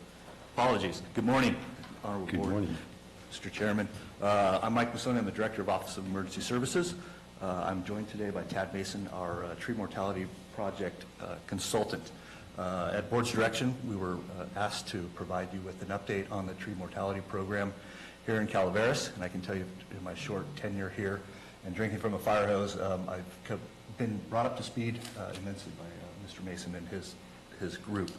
The amount of work that's been done on this project and continues to be ongoing is amazing, incredible, great work. I apologize for my casual attire, but I'm going to attend a site visit today to Project 41, tromp around in the woods and see the work that's being done on behalf of this program. So with that, I'll turn it over to Tad and TSS Consultants. Great. Thank you, Mike, for that introduction.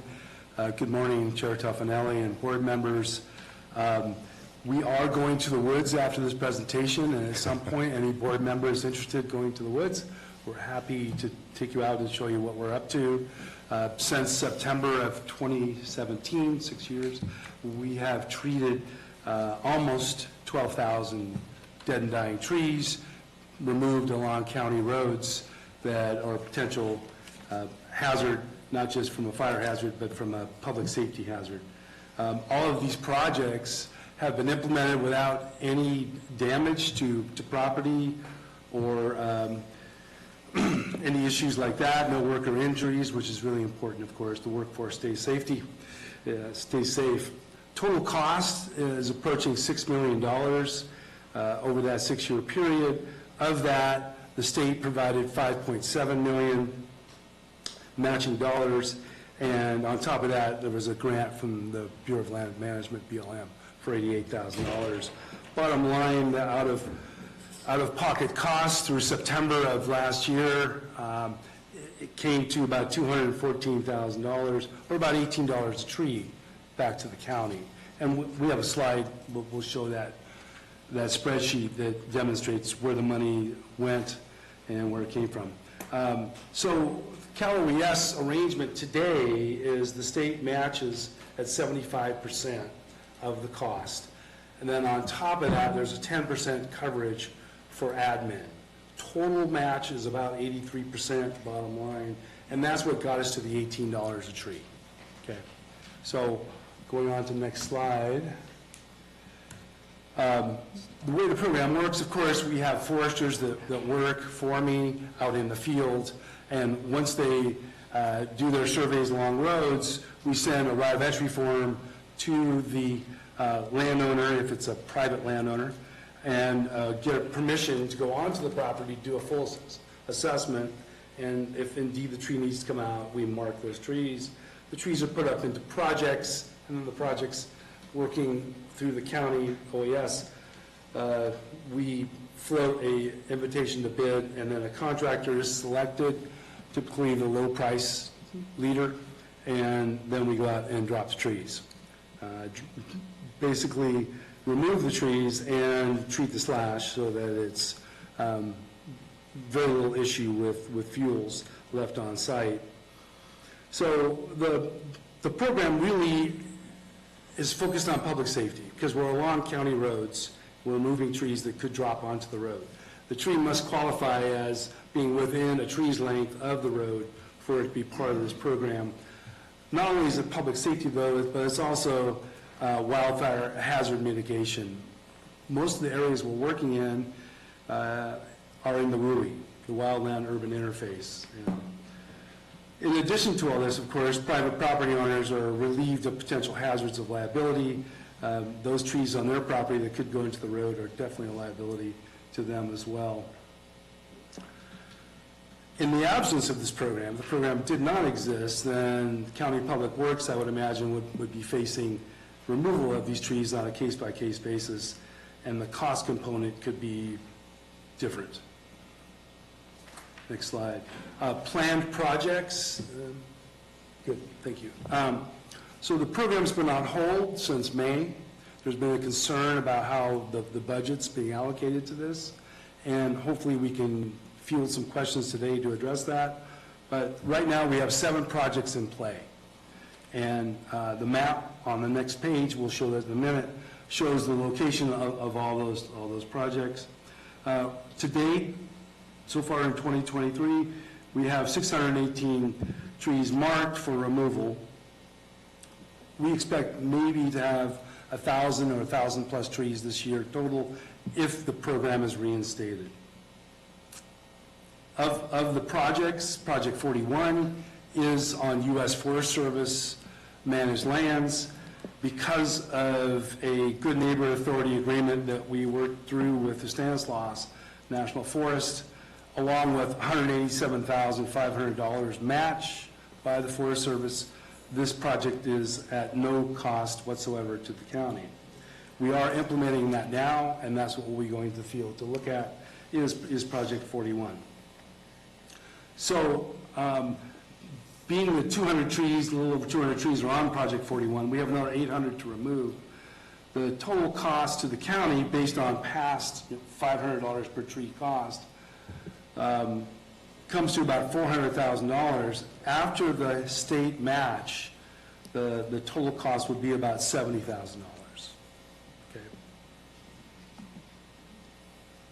One thing that we do need to account for, though, that I have yet to come up with a forecast for is the fact that the projects now are prevailing wage. That was a change that was made this year, and so there may be a little more cost involved because we're going prevailing wage. Next slide is the map. So you can see that we're covering most of the county. In the tan color, you've got Project 41, which is Forest Service. Covers a lot of acres. And then the other projects, you can see they're numbered there, including the Butte Fire. We'll be talking about that here in a minute. But all the tree counts are also listed on this map. You can see we've got 264 for Project 41, 84 for 42, et cetera, et cetera. Some of the projects we just have estimates because we were put on hold in May, so we haven't marked those projects as yet. But those are our best guess estimate so far. Next slide. We talked about Project 41. Really what we're doing here is, again, public safety, addressing the mortality situation on federal lands, covered at 100%. In the future, because of the Good Neighbor Authority agreement and the project-specific analysis, the PSA that we put together, there is the possibility of a shaded fuel break along these lands as well. I think that's something to consider. We know that there is federal funding out there, and we possibly could use the balance of the $187,500 matched by the Forest Service to start that shaded fuel break. Project 42 is up at Sky High Ranch. This takes into account Sherman Oaks and Tamarack. Estimated cost is about $42,000, of which reimbursement is $34,600. All trees on residential lots will eliminate the hazards up there, both fire and public safety. Project 43 is within the Butte Fire perimeter. These are trees that were not taken out by the fire, but really taken out by beetles and drought. We're looking at about $13,000 cost, of which $10,700 would be reimbursed. Removing these trees will complement the RCD planned fuel break up in that area. Project 44, Big Trees Village, estimated cost $75,000, reimbursement a little over $61,000. This will complement defensible space efforts and the SPI fuel break up in the Big Trees Village area. Project 45, Arnold area and Blue Lake Springs. Thank you. This will cost around $122,000, reimbursement a little over $100,000, and it will complement U.S. Forest Service and SPI fuel breaks up in that area along Arnold Avery, in the Arnold Avery area, and Love Creek Road. Project 46, Murphy's Sheep Ranch, estimated cost about $18,000, reimbursement $14,800. Tree removals will be conducted along Pennsylvania Gulch Road and complement the Murphy's to Forest Meadows fuel break. West Point, Wilseyville, estimated cost $25,500. Reimbursement a little over $21,000. This will complement 3 BLM fuel breaks by removing trees that have died since the fuel breaks were completed. In sum, all projects but 41 are really focused on the wildland-urban interface, as I mentioned earlier, and will improve public safety and complement fire hazard reduction. A related public safety issue has come up recently, and that's with PG&E. They've announced the curtailment of the Enhanced Vegetation Management Program. This was featured in the Wall Street Journal August 3rd edition, and that is a concern. Yes? They just refiled that yesterday. That article was pretty out of date. Okay. It was also featured on Sacramento Public Radio this morning. It was just refiled yesterday. Yeah. So when you say refiled, what? It means the Fire Safety Council, or whoever that new board is, didn't accept what they had done as far as that curtailment. Ah, good. Okay. Good. Next slide is the spreadsheet. So this is the summary workbook that we've put together working with OES every quarter, and this has not changed since September through Project 40. That was the last project that we implemented. So this basically summarizes the investment the county's made, and along with all of the reimbursements. And then last slide, this is just an image of the BLM mortality that we've been seeing out in the county. And with that, we're open to questions. Any board questions? Supervisor Huberty? Yes, thank you. Thank you for the presentation. Could I ask, how do you mark the tree? What does it look like when you mark it? We have paint, we have tree paint, and we basically put onto the tree CC for Calaveras County, and then a tree number.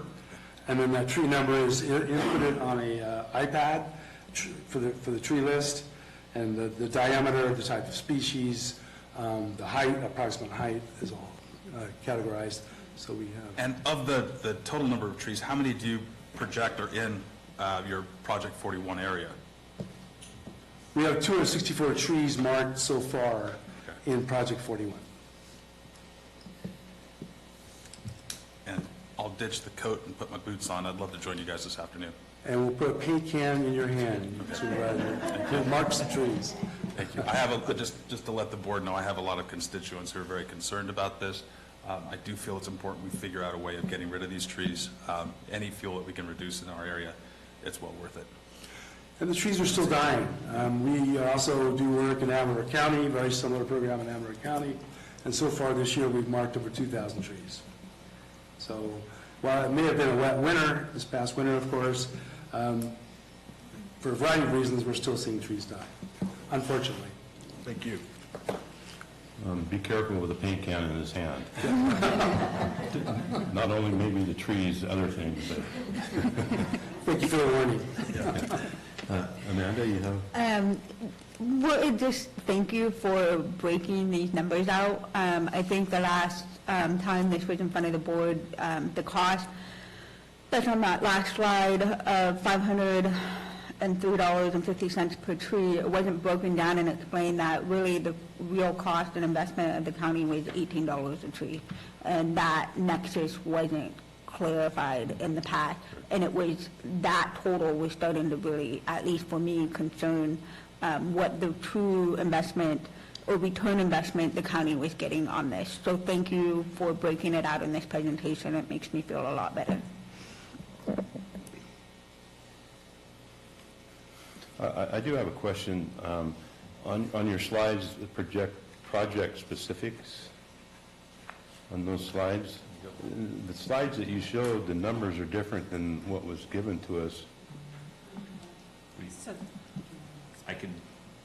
So, and what we're seeing here on our, what was given to us is what the public saw, because that's what was posted, and now the numbers are changed. I'm just wondering why they were changed, if these are estimates.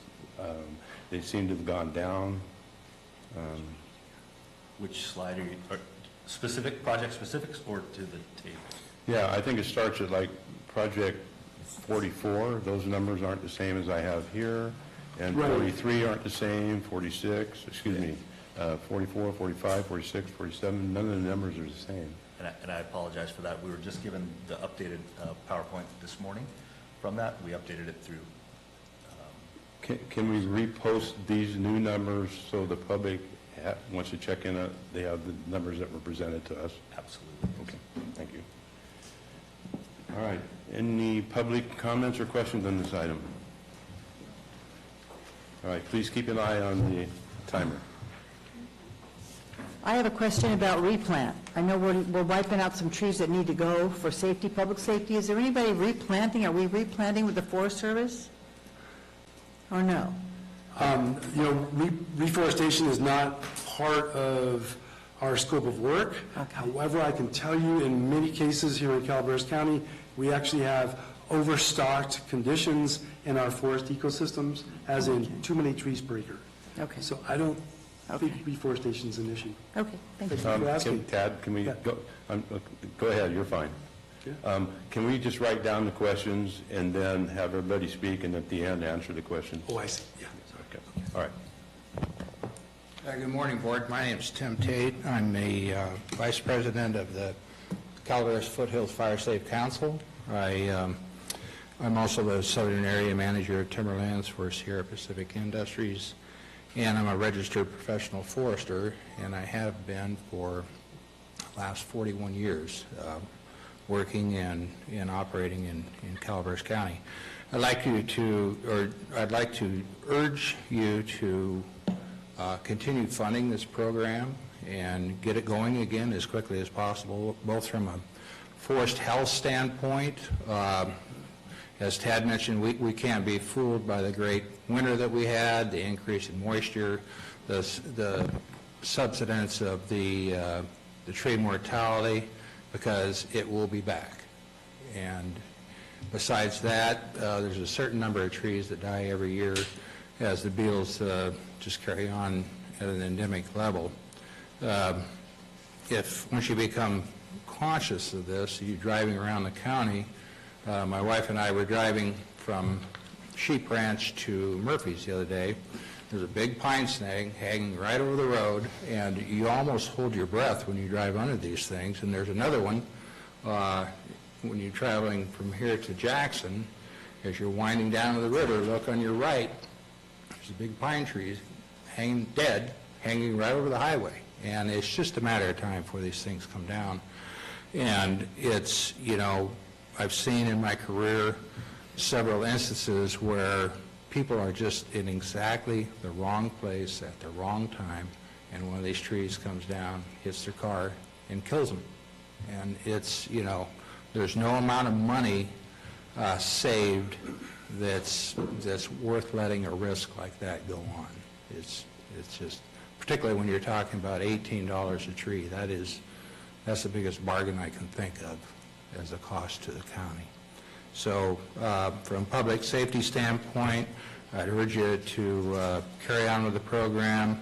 And if you think, too, what can happen in an emergency situation with an ambulance or first responders, fires, and so forth, one of those trees comes down right before they want to go through that area, you got a big mess and a big delay on your hands.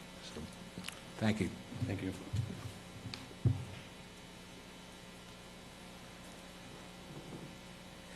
Hi, my name is Lynn Stutz. I live up in Tamarack, TCC's District 40, Project 42. My home is in a portion of Tamarack called Tamarack Springs. There are other members of our community here today, both in person and by Zoom. Our area is separated from the highway by a small road, a county road. That is our primary access. Our secondary access, if it even qualifies as that, is a narrow, deeply rutted dirt and gravel tract.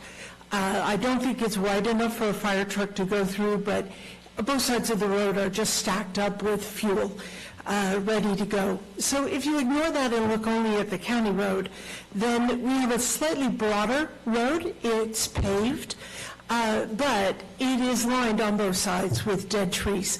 A number of them have already been marked for the program, therefore they're already identified as a danger to us.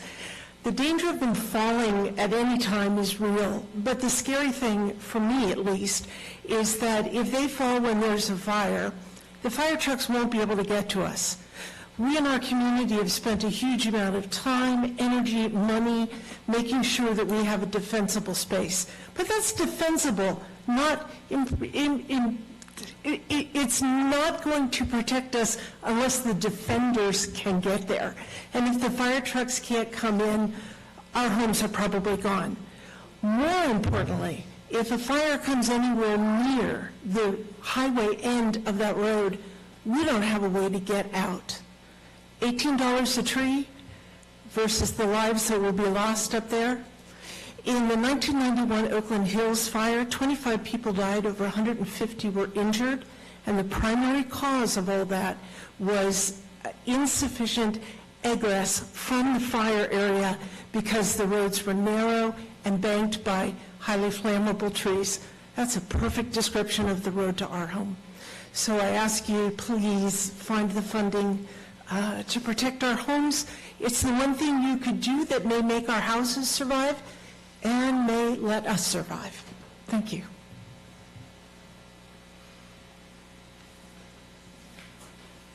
Once again. Good work on what you do in preventing hazards along the roadways. I had the opportunity years ago with the chamber to attend a lecture from the timber industry. And the issue was even age harvesting. Apparently, according to the industry at that time, it's very important that the trees be spaced so that they don't really use the water that's available, but also don't have a lot of fuels where you have dead trees that the fire can very quickly kill the good trees. And so the question I would have is tree spacing part of your program. Thank you. Hey, good morning, everybody. Mike Johnson, Evans Pass Fire District. Good to see the board this morning. Yeah, the comments I have are, from a layman's perspective, I really assume that super cold, wet winter made this go away, and honestly, we're seeing it make a resurgence. We're having people come back to the fire district looking for applications, for the county program or even the PG&E program. And I just wanted to come here and make sure that you knew from a local's perspective up in that area that this program is so valuable for the community members to protect also the county infrastructure and the roadways and whatnot. So I'm glad to hear this, and hopefully this continues on. We also have Joan Lark here. Joan, you want to share anything? Yeah. I'm Joan Lark, Prevention Officer at Ebbets Pass Fire District, and I'm the one who goes out and checks unimproved lots for excess fire fuel. This program has been absolutely fantastic for our area. We had so many dead trees due to the drought and also the bark beetle, and not only has it reduced the fire fuel, it has also helped the county in the fact that there haven't been the trees that have fallen, and it definitely has helped the homeowners. And so we definitely hope that you will find the funds to keep this program going. It's well worthwhile. Thank you.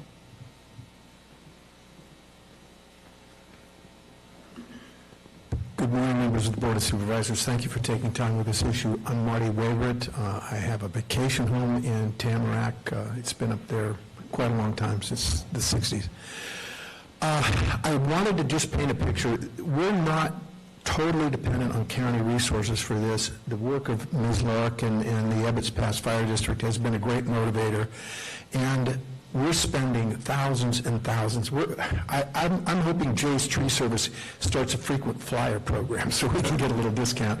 But we're spending a lot of private resources to protect our homes where we have the ability to protect our homes. But the vast majority of the trees that have been marked are on private property. I don't want to cast aspersions, but the concern by private owners falls unevenly. Some don't have the resources, some don't pay attention. But we can't cut these trees, but you can, and please make an effort. Thank you. Any other public comments? Are there any online? Yes, we have Craig Burton. Craig? Can you hear me? Yes, we can. Can you hear me now? Yes. Okay, so let me go back here.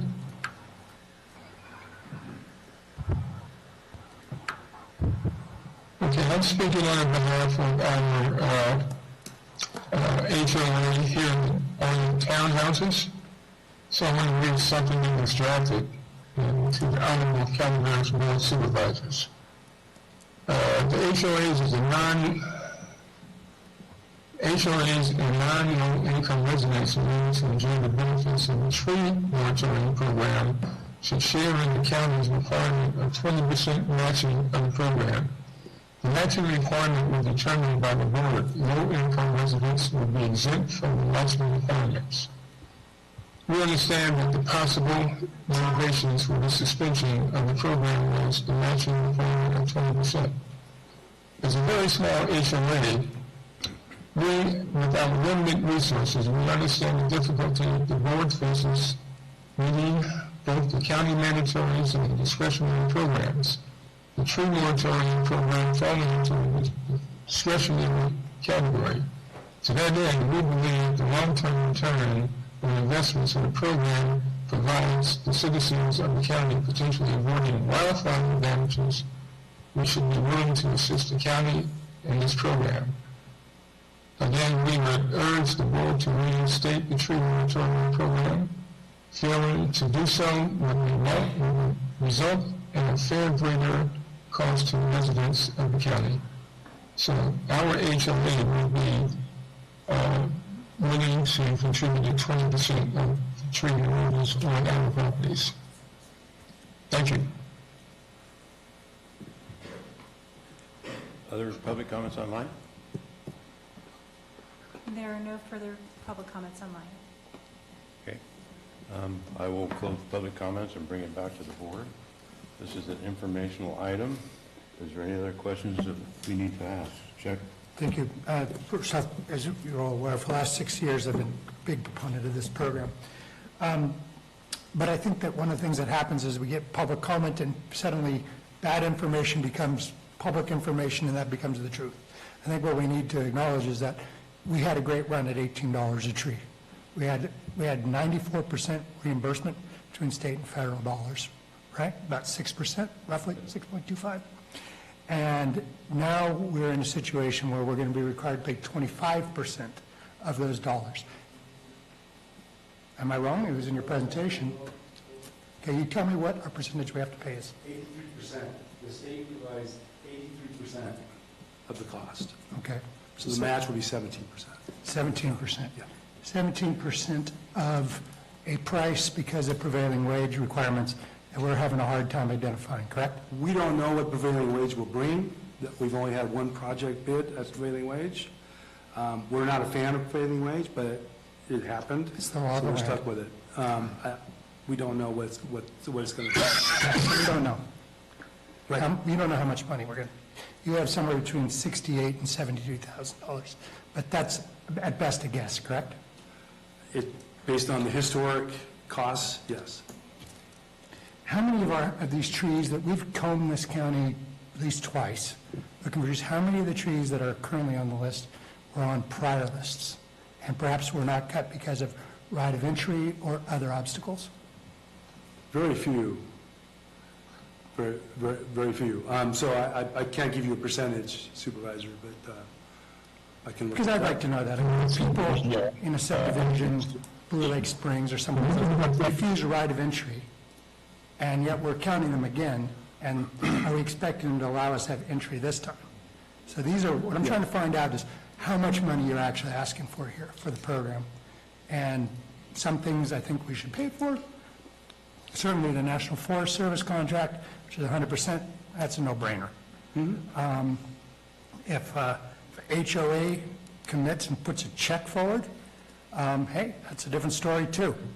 But if we're asking to count trees that may have already been on the list and were taken down because of owner negligence or lack of response, I don't want to pay for that. And so I would like some firmer numbers on what exactly we're asking for, because I got the sheriff coming up here and telling me that Armageddon's happening if we don't find money. I've got animal services sending me emails. It's all one pot of money.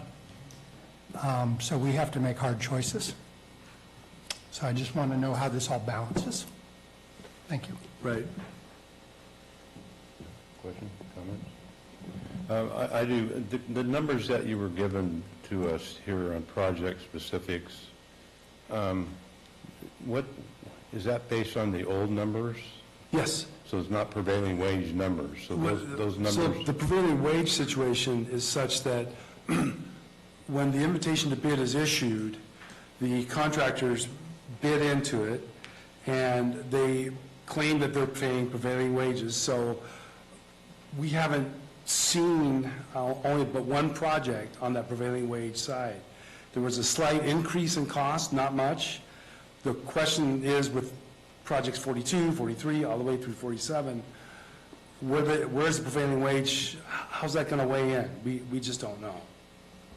Okay, because when it comes to prevailing wages, the contractor has a lot of work to do to prove that he's paid his employees prevailing wage. It's got to be certified payroll and a whole lot of other things involved in it. So it's not just paying the employee. There's a lot of things that cost behind it. So that's why I'm wondering about these numbers. So we will be doing budget coming up in September. I think it's on the 22nd or 26th. It's the first meeting in September. The first meeting in September.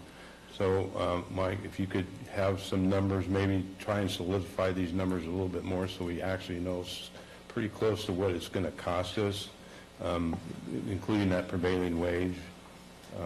I'd be really interested in hearing if you have updates at that time you can present to us. Yeah, no, absolutely, sir. These numbers now are forecasted from the previous tree counts, projects rather, and we'll look at some anecdotal data and then try to provide the best numbers to you based on our forecast. Can I ask a question? Okay. Where is the status of all the CAL FIRE reimbursements going forward too with the state budget? So we're talking now about, kind of the past, but going forward, are there any concerns that we need to have with the CAL FIRE reimbursements with the state budget on these projects? because that's a big factor into this contributor, and I am happy with, the 18, don't get me wrong, but I'm concerned what that future looks like as the state budget start to less invest into the communities to support these types of programs. Yeah, great question. We're in partnership with the Fire Safe Council as well. We're pursuing all opportunities and grants. In fact, we're reaching out to PG&E as well to see if there's opportunities to collaborate with them. On the specific grants, we just learned yesterday that the OES grant was approved in the $169,000, I think that's kind of was languishing out there. That was approved in the checks in the mail, but that was approved as of yesterday. So we continue to look for opportunities. We continue to close out monies that's been kind of hanging out there on some things, and we'll continue to work with partners to decrease the drain on the county. I have another question that I know Teresa wants to say something. So I just wanted to let the board know that our fiscal team is currently working on updated numbers. We do have some costs based on the bids of Project 41, and the cost per tree for the county is ranging from $122 to $592 per tree, depending on the location and size of the tree. So we will, when we bring this back at final budget, we'll have more concrete numbers for the board to consider, and hopefully if we get some additional grant funding that would, Project 41 is 100% funded. We're just looking if we didn't have the 100% funding for that project, what the county's cost share would be. So, but hopefully if we can find some additional funding, then we could make some of these other projects happen as well, or your board could consider on a project-by-project basis, depending on the location and danger to the public for those projects. And that was going to be my next question to you, is if there's funding, if it's now based off of these grant cycle funding, when this comes back again, consider, and I'm not picking, so sorry, any one particular, but just hypothetically, Project 47, if that grant match is a lot more higher than that 17%, and the county has to up it to, say, 30%, will we start considering more of, let's go down the grant application route before we put that match, given the changes with the CAL FIRE reimbursement at the state? I would be open more to that. I don't want to completely shut this down, but I want to be conscientious of the changes that are coming. This is still a lot less cost than what private property owners are currently paying for tree services, even at these $500 a tree, when it's probably $5,000 to $10,000 a tree. But I want to be conscientious of the other needs that we as board members have to be aware of as we're trying to do these budgets coming up. But I just want to make it, I don't want to see these die, but I don't want to be just handing a check over if we're not doing the work to help supplement it, so we can fund the other items that we've got to consider. Could not agree more. And then, Tad, was there a couple of questions that you might, public ask that you want to speak to? Al had a question on tree spacing and ladder fuels, and if we were to proceed with Project 41, Forest Service, at a later date, come back to that project area and put in a shaded fuel break, we would indeed be looking at tree spacing to mitigate wildfire behavior. So that goes along with treating ladder fuel. So good question, Al. As far as forecasting the cost per tree, the real wild card for us is this prevailing wage, which I'm not a fan of, and I didn't call for it, but someone else did. So we're stuck with it. So, what's that? It's the law. Actually, we're not doing it in other counties, but there's no need to cover that here. We're doing prevailing wage here. So I'll do my best to forecast that, working with the director here, and hopefully those numbers can be delivered in September, based on our best estimates. But we're going into new territory with prevailing wage. Thank you. Is there any questions, Martin? Yeah, I just wanted to ask, actually, Teresa, could I ask you what it would cost the county for a felled tree, just out of curiosity, to clean up a tree that's fallen. I'd love to know what that costs. So we can look into that and get estimates from our Public Works Department. I'm sure they deal with that on a regular basis. Thank you. And also, I wanted to ask you guys, in the marking of the tree, is there a priority of how you mark the trees? So if we weren't able to do all of the trees in a said project area, could we get to a few of the really more? You know, if the tree is dead or dying, it's marked, and there is no coarse filter used to rank. It's just, it's a hazard, so it's coming out. I suppose if there was some sort of ranking program that was of interest, we can consider that, absolutely. We work for you. But at this point, we don't rank the trees, we just mark them if they're dead or dying. Great, thank you. I have one other question. You say the trees that are marked have to be within the length of them, or the height of them from the road. Striking the road. Yes. Yeah, so if they fell, they'd be obstructing the road. So what if you have a tree that may be a little bit further from the road, but there's a tree in front of it? So if it fell, it would knock that tree over, and that tree would end up on the road.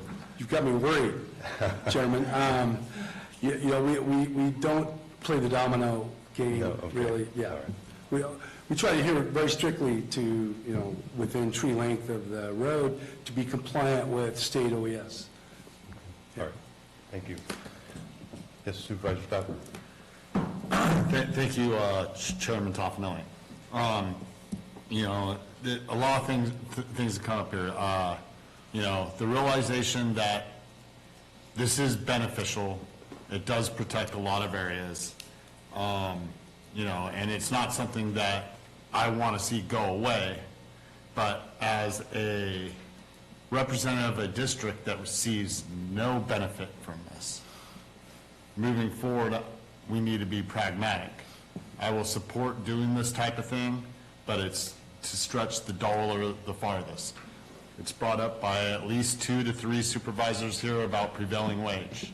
Working in construction in the past, there's contractors that will not qualify to be able to do these things because they can't supply what Mr. Toffenelli said about you know, finances and everything else, and be able to do, and insurance even for prevailing wage. You have to register with the state too.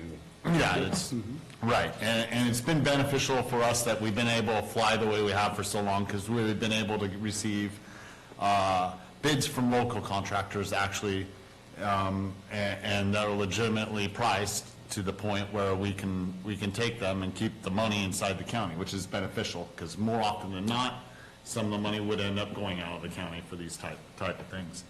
But, you know, the tentative cost, you talked about the past. We already talked about that. I don't want to beat a dead horse about it, but the actuals, the costs today and tomorrow are ones I want to see. You know, we can talk about how well we did in the past. That's not reality today. So, you know, my decision will be based on us being pragmatic, stretching that dollar the farthest. And if it's a project that's going to cost the county a little too much in certain situations, I'll be a no. You know, because we can benefit in other areas. Safety overall spreads to on many different fingers of the hand. So we got to see how we can best cover the county in its entirety. That's where I'm at.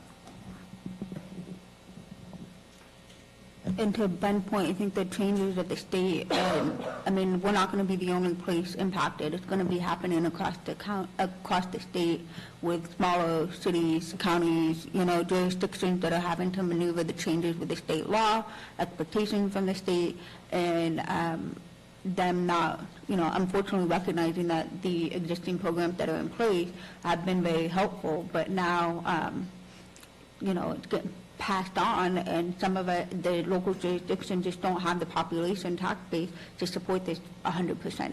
And we need to get creative in figuring out how to continue to support it without cutting off the other services that are expected, as they were earlier mentioned at the board meeting during public comment.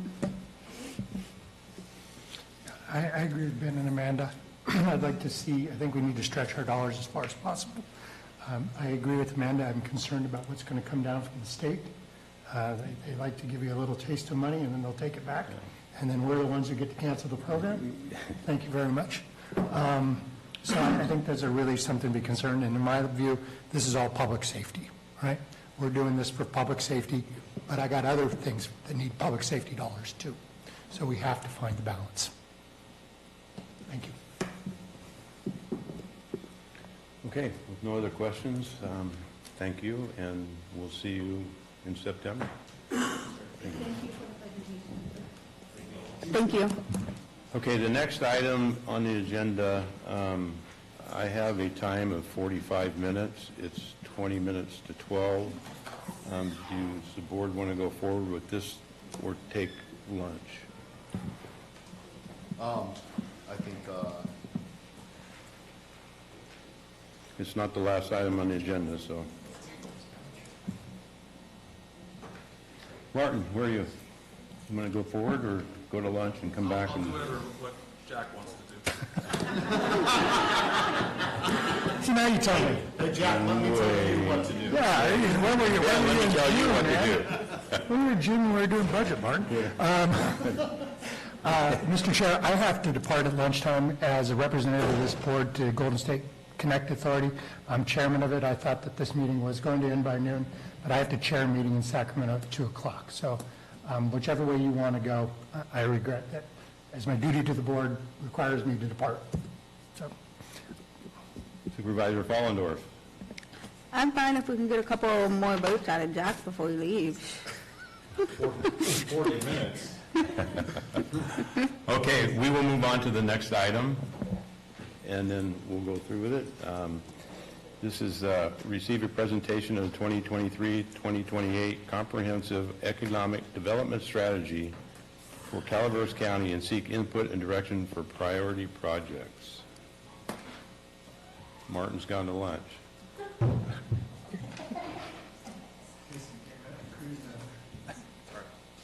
Just didn't want Joan to leave without giving her a note. And we'll give you a couple minutes to set up, Kathy.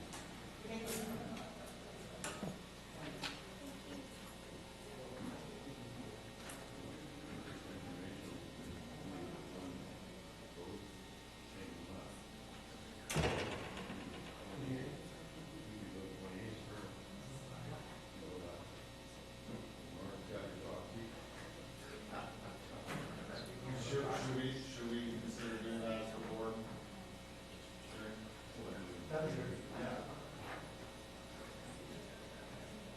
We can.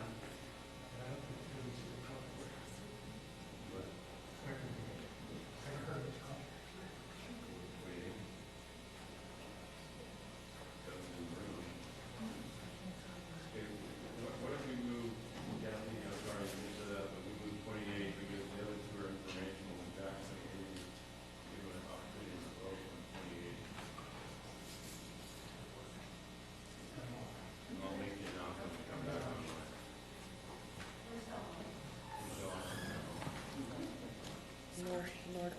I'll do it from here. Thank you. Sorry about that. Okay, we have a change. We are going to do item number 28 next, and then we'll come back to 25. Excuse me, 26. I don't know why I'm at 25. So we are going to do item number 28. This is an ordinance for building, find example from CEQA, conduct a public hearing, and amend the ordinance chapter 3.53 Building Department Service Fees, make a public benefit finding, and authorize summary publication of ordinance. And I will open the public hearing. And Doug, you're up. Good morning. Again, Chairman, members of the board. You're pretty popular today. Yeah. Doug Oliver, Chief Building Official. This is the second reading of the user fee ordinance that we brought before your board on the 25th of July. Your board did make one request for a change, and we're bringing this forward to let you know that the change has been made and give you a little explanation as to why before we ask for your vote and your seal of approval. Specifically, the fee for the mandated fire inspection that was requested to be waived or removed, and in order to be the most efficient, our department elected to simply remove the fee. So it's not in here anymore. If you're looking at 3.53010B1, state mandated inspections, you will note that there is no school fee there anymore. Now, that doesn't in any way waive the requirement for the inspection. This is mandated by the state, so we're still performing it. But rather than put the fee in and then have a separate statement that the fee has been waived by the board, it seemed more efficient to just eliminate it so that we eliminate, the question as to will it come back later. I mean, if your board decides later that there is a need, we suddenly have 15 more schools that need to be inspected and we have to fund that position, and maybe we can bring it back, but I don't anticipate it being a significant budgetary issue for our department. So it is no longer there, and if your board so wishes, we would recommend you adopt this ordinance. Is there any board comments? Supervisor Follendorf. I talked to the CEO about this. I'm not against waiving the fees. I 100% support that. My only concern is completely removing it out of the ordinance if we were questioned on a public finding benefit for the fee waiver, when we're charging other commercial and other businesses a mandated fee. And so I just want to make sure that we run the risk of those, of that. That's all. Otherwise, I'm fine with it being waived for the school districts, but I just had a concern about the public finding and potential issues in the future. Challenges. I think that, council can back me up here, but in the long and short, the state regulations make it clear that we can charge a fee, not that we're required to charge a fee. So if we were to go backwards and say we're just not going to charge that fee, it's not really a public benefit. It's just simply not following through on something the state is allowing us to do. And also, Supervisor Follendorf, the staff report does include some, findings that in terms of the board's rationale in not charging those fees, and that there is a public benefit to providing these services. Okay. This matter, I just don't want it to come back and bite us, because I've seen that happen before. That's all. Very good, thank you. Any board questions, comments? Any public comments, questions on this item? Are there, Al? Al Scally, Taxpayer Association. One problem we have is they call it workforce housing, which means really that it's too expensive to build in our county. Part of the reason why it's too expensive to build is unnecessary regulations. One particular regulation is bone crushing, and that's requiring fire extinguishers in home construction. These commercial type sprinklers, if they go off, will just destroy all the furniture and carpeting, and they do much more damage than a little bit of possibility of saving lives in a fire. There are better fire extinguishers available. They're ignored right now, but it doesn't mean they have to be continued to be ignored. And this is a hand-on type fire extinguishers. They're used in aircraft and places where there's electronics, because it's not harmful for human beings. It doesn't deprive you of oxygen, but it puts out the fire. The gas fire extinguishers put out the fire without damaging human beings or damaging the environment. That makes sense. And the numbers to install those should be a dramatic reduction in expense. So where you have a fire extinguisher now, or maybe a fire detector, it could be also a hand extinguisher. So I think that this should be looked into, and maybe assign a special committee to not only look at this, but other ideas that would reduce the cost of housing. Thank you. Any other public comments? I just wanted to ask if some of the positions that are included in this overlap into different departments. That would be like building department where you have building inspectors, you have clerks, and things like that. Then as you move into the realm of DCC, which was the cannabis, you've got more inspectors there. Do they have the same skill sets as regular building inspectors, and how do they match up? So what I'm concerned about is, I don't have any problem with them redoing the fees. They should. You know, people should reimburse the county for the exact amount. And we go through that every once in a while. I think it's called a nexus study or something like that, where we figure out how much it costs for the county to provide certain services. What I want to avoid in this one is that everyone else in the county who goes down and gets a permit or touches building department or something else, they're going to be charged a certain amount of money based on whatever the fees are and how it rolls backwards into those positions. What I would hate to see, and it tends to be a habit sometimes, is that if a different industry other than just private citizens needs to have inspections or fees to get permits and things like that, that they're charged a different fee. But it's the same people doing it, or the same type of people doing it, same skill sets. You know, they're making about the same money. I just hope that it's free, that it's fair across the board, whether you're a private citizen or doing something else in the county that requires a permit. And I just hope that you do it that way. Thank you. Any other public comments? Or are there any public comments online?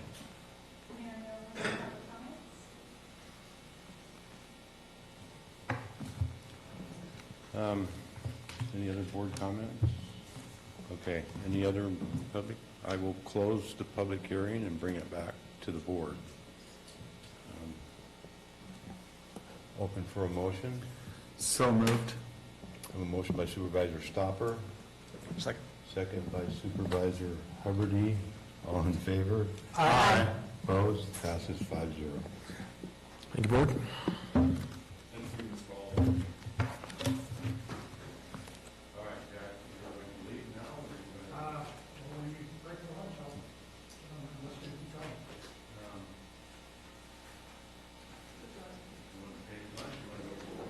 I do have a consultant online, and she has meetings this afternoon, so.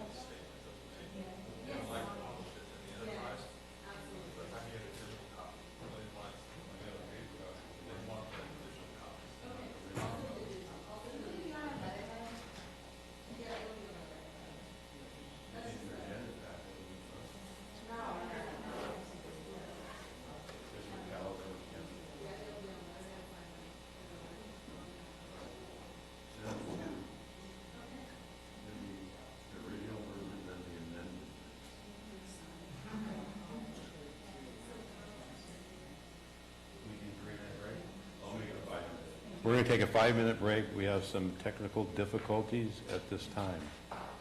So 5 minutes. Yeah.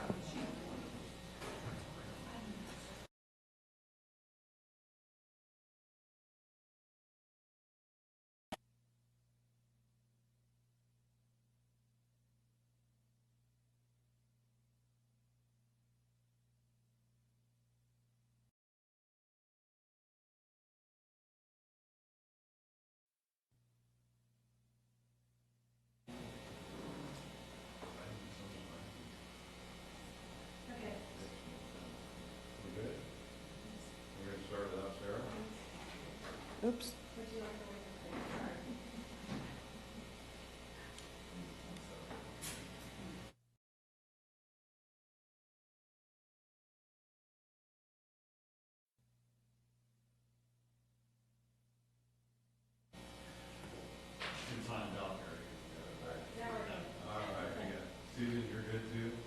All right, we are back, and we are going to do item number 26. This is, I received a presentation on 2023-2028 Comprehensive Economic Development Strategy, or the CDS, for Calaveras County, and seek input and direction for priority projects. Kathy Galino, you are up. Good afternoon, Chair Tofinelli, Honorable Board, Kathy Galino, your Economic and Community Development Director, and I also have Courtney Farrow, who is on with me, which is the consultant that we utilized through the Central Sierra Economic Development District to help us prepare the 5-county CEDS, which is the Comprehensive Economic Development Strategy. Well, welcome, Courtney. Hi, thank you for having me. So I'll go ahead and start with the presentation.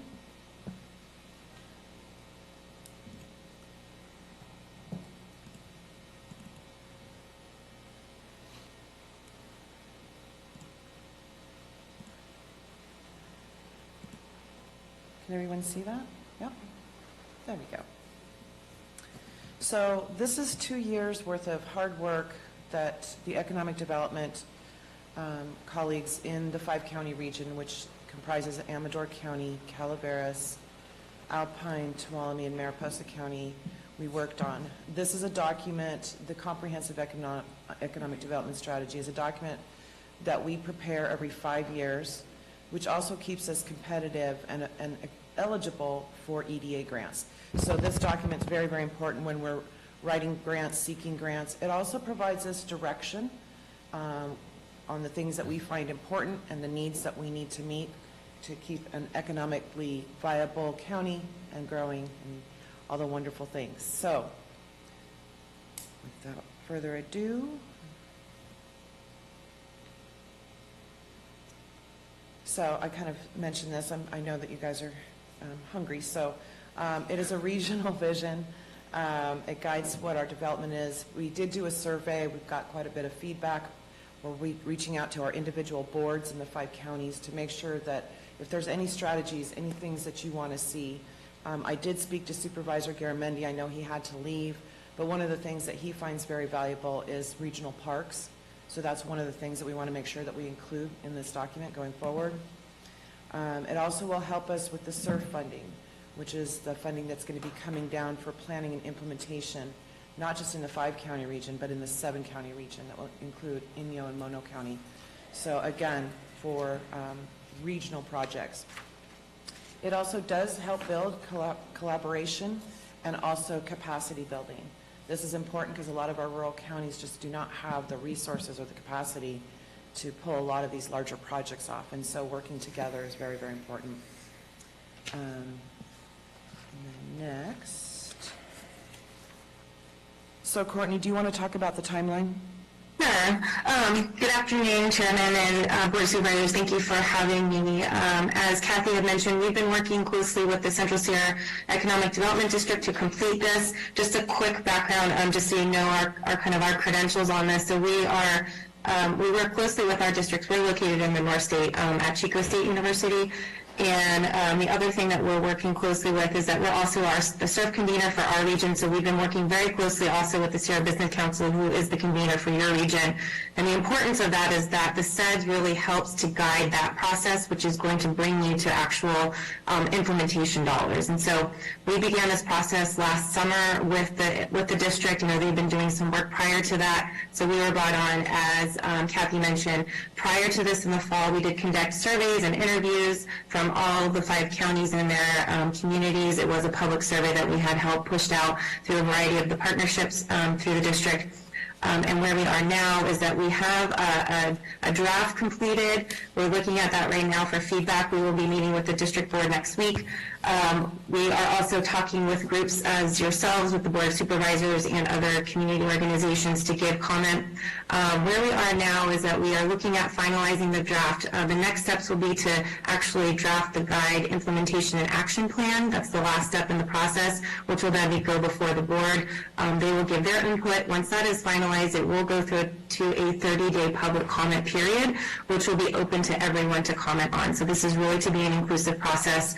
But we feel that in our conversations, the feedback that we've received, as well as working closely with the board, that we have tried to capture initiatives and objectives to move forward. So I heard earlier today, you know, a lot of the challenges your region is facing, unfortunately, is not common to just you. So we are experiencing a lot of the same, issues and problems that we need to tackle, but we really are trying to move to solution-based. And so that's really where the SEDS can help guide that. And again, it'll also be the foundation for, or a complementary document that'll work alongside your SURF strategies, which is also happening right now, so in tandem.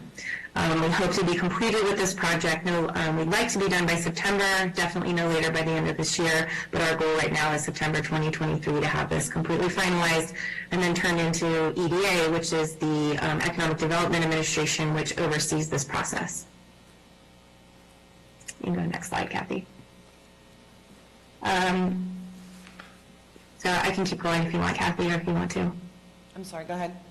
Okay, so as I mentioned, we did launch the survey. We did one-on-one individual interviews, upwards of 70 interviews. We've met one-on-one with recommendations from board members, whether that be staff or other community organizations, and really all of the information was very consistent. You can see, again, nothing really earth-shattering that's coming out that's common against your region. We're seeing this across the state, but really looking at what assets you have, the challenges that are coming. We know infrastructure, housing, talked about earlier, livable wage jobs, opportunities. What are the things that we can really focus on? A lot of emphasis on the natural landscape, tourism industry, looking at resiliency. That's a common thread that all regions are experiencing and looking at. And then again, like I mentioned, the action plan, which is what we are finalizing right now.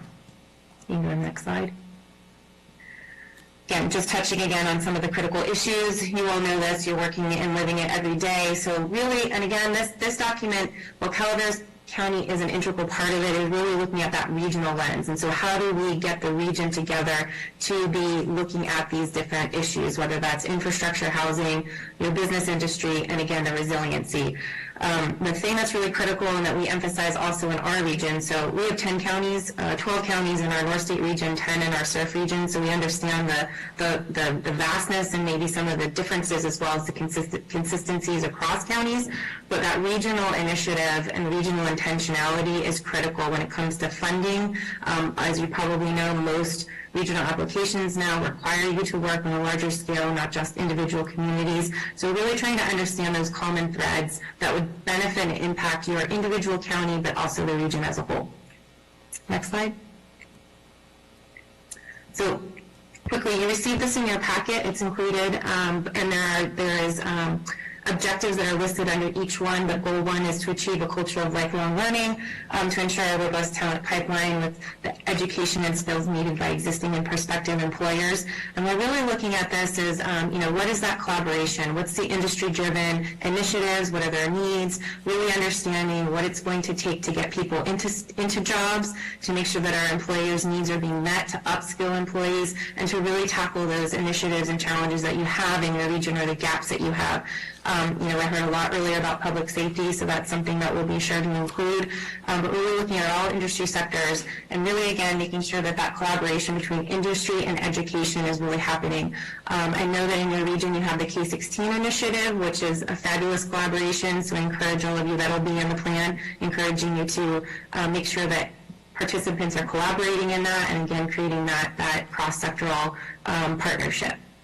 Goal 2 is establish programs, policies, and practices that support and encourage economic development that respects the historic and natural environment of the region while improving residents' employment opportunities. So I can see, again, a lot of this is all tied to workforce and job opportunities, upskilling, educating our workforce, but then utilizing the assets that you have within your region. And so, again, looking at those natural landscapes, we heard from not only you all, but also from your constituents and your community members that parks and natural landscape is really critical. How do we leverage that? How do we build on that? How do we make it more accessible for even those that are visiting from outside the area? So we've talked to a variety of different agencies too, even looking at highway, road and road openings at critical times so that we can access the resources that you have.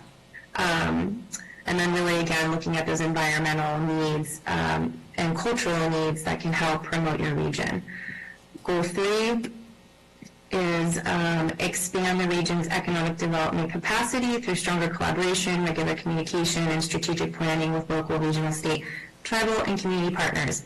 And I know that this sounds lofty. I know in talking to jurisdictions, this can be one of the challenges due to capacity internally, let alone the capacity of the region, but really having those common conversations and really starting to look at where your jurisdictions can work better together. And again, understanding the challenges, but when we're talking about this, we're also looking at, are there ways, are there initiatives happening within the counties that could be linked together? Are there permitting and policy topics that could be explored? Because when you're looking at development, when it hits a jurisdictional boundary, that can cause challenges if the process is different or it needs to be halted or stopped. Causes cost increases, delay of projects, things like that. And then there's the communication and really looking at, again, what are the efforts or initiatives maybe some other communities are doing? Is there a way to scale that? Is there a way that we can look at that so it can benefit the entire region? We're also in here looking at, again, through all of these goals, looking at what the funding sources are. We have a recommendation on that too, that we understand, again, capacity. I know Kathy has done a lot of work on behalf of the county and as well as the region, grant writing and pulling those proposals together. That takes a lot of time and resources. And so one of the recommendations that we're asking or proposing that we'll discuss with the board next week is that the district build their capacity so maybe they can take on this role for the region in a grander capacity and a grander scale.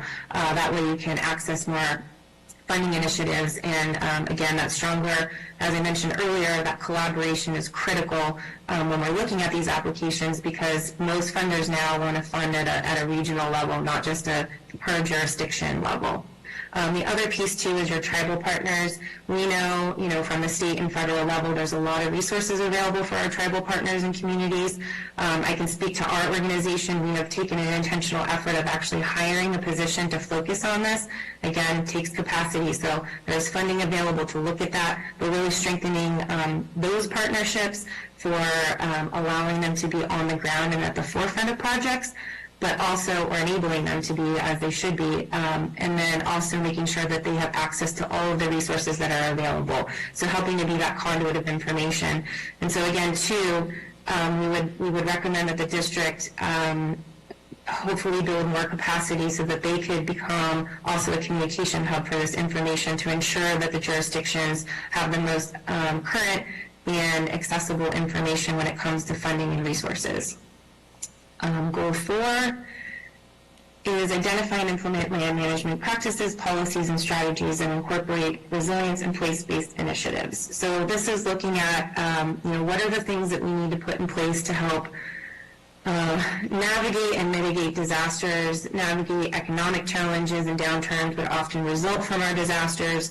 We are also a region that faces many years of fires. We understand what that means when your population is displaced, your businesses are destroyed, when things are, cut off because there's one way in or one way out of a town. Looking at your, the conversation about tree removal. I live in Butte County, so we're campfire survivors, and we also are facing the same conversation. So what are the things that we can put in place now?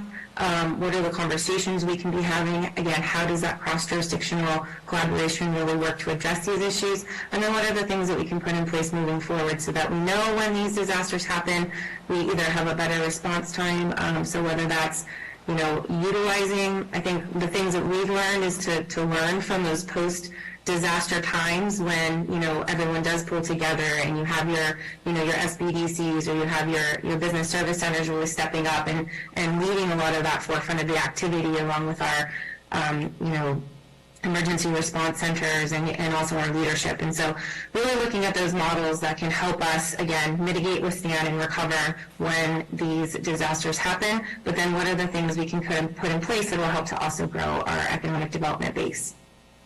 And I think that's the last goal. And as I mentioned, those, the objectives are listed in the packet that you were given. The big thing too, so the other thing that we included were the projects that we have been made aware of. The thing I want to emphasize is that it is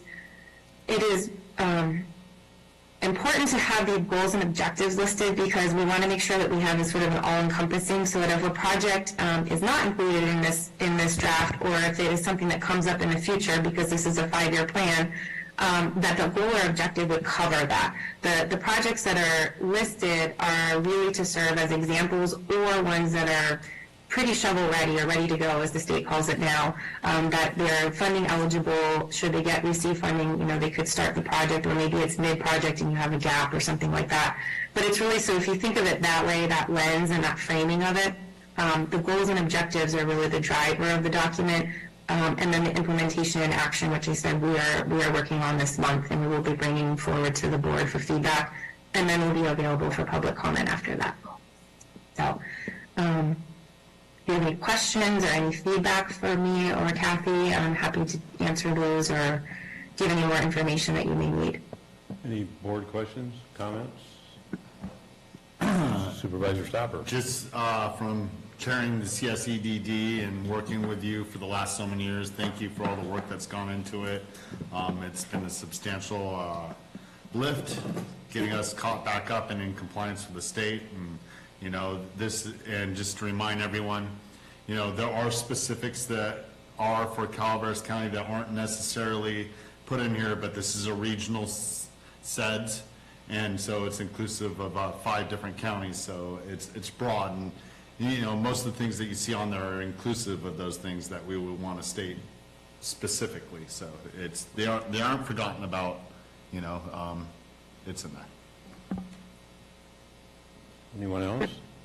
I'll just add on that, if there are things that are where you think is really critical to include in this that's specific to Calaveras County, please just send them my way. We'll definitely be sure to incorporate that in. It's not I just don't want you all to feel like it has to be an exhaustive list, because we do point to, we also have a technical appendix that accompanies this, and so your capital improvement projects, a lot of the data, the kind of where each county stands economically is included in that. So we do point to the resources that are already in existence, and we also try to reference any plans or strategies that you're operating under right now as well.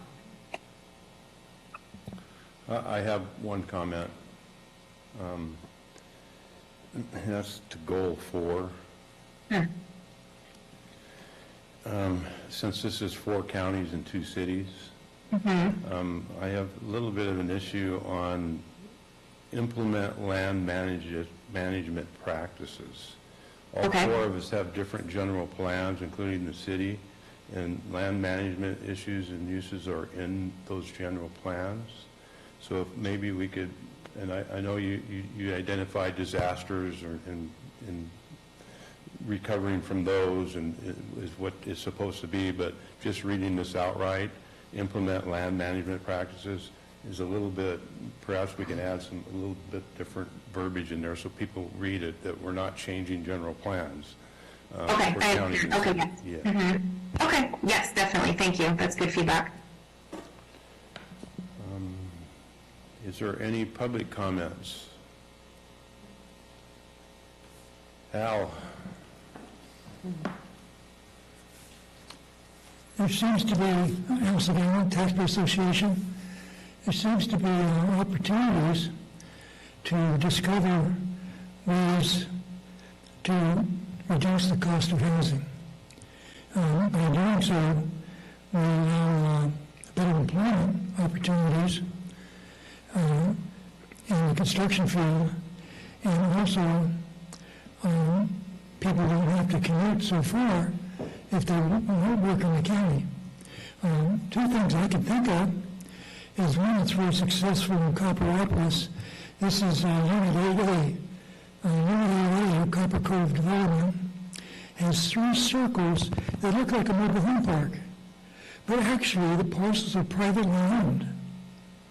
Privately owned, which tends to encourage a higher level of responsibility. So these type of developments could be encouraged.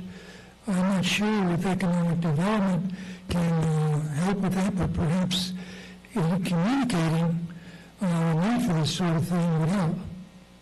There's also some good news with Habitat for Humanity in Angels Camp. They're building quite a few units that will be coming online pretty soon and will help for affordable housing.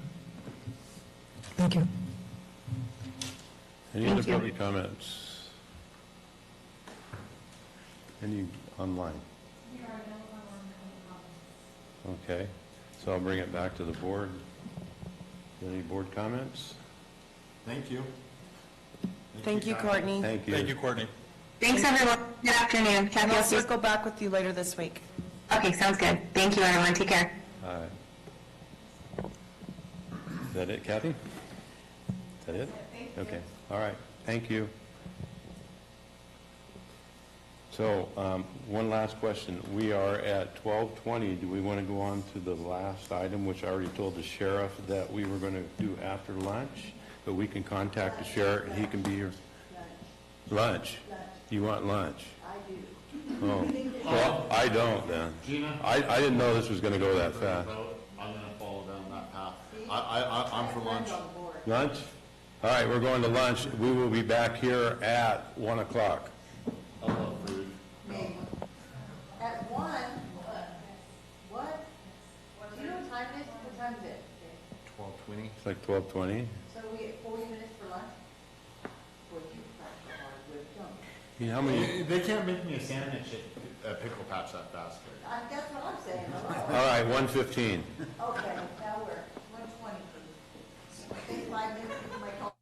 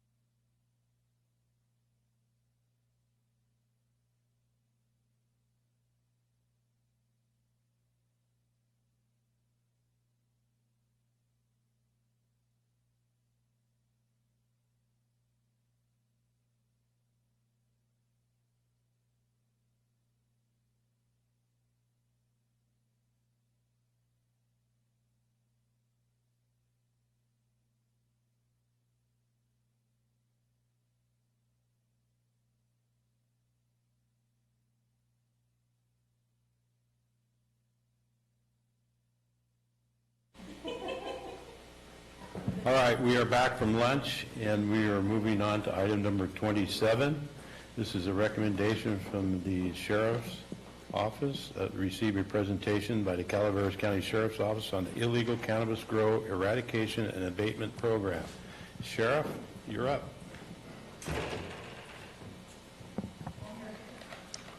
And Rochelle, Thank you, Chair. Rochelle is your helping. She is my helper today. Good afternoon, and welcome back, everybody.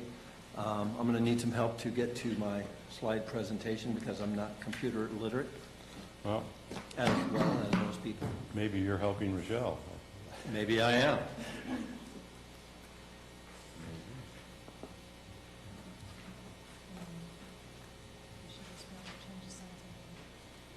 Can't you just do it with these? No.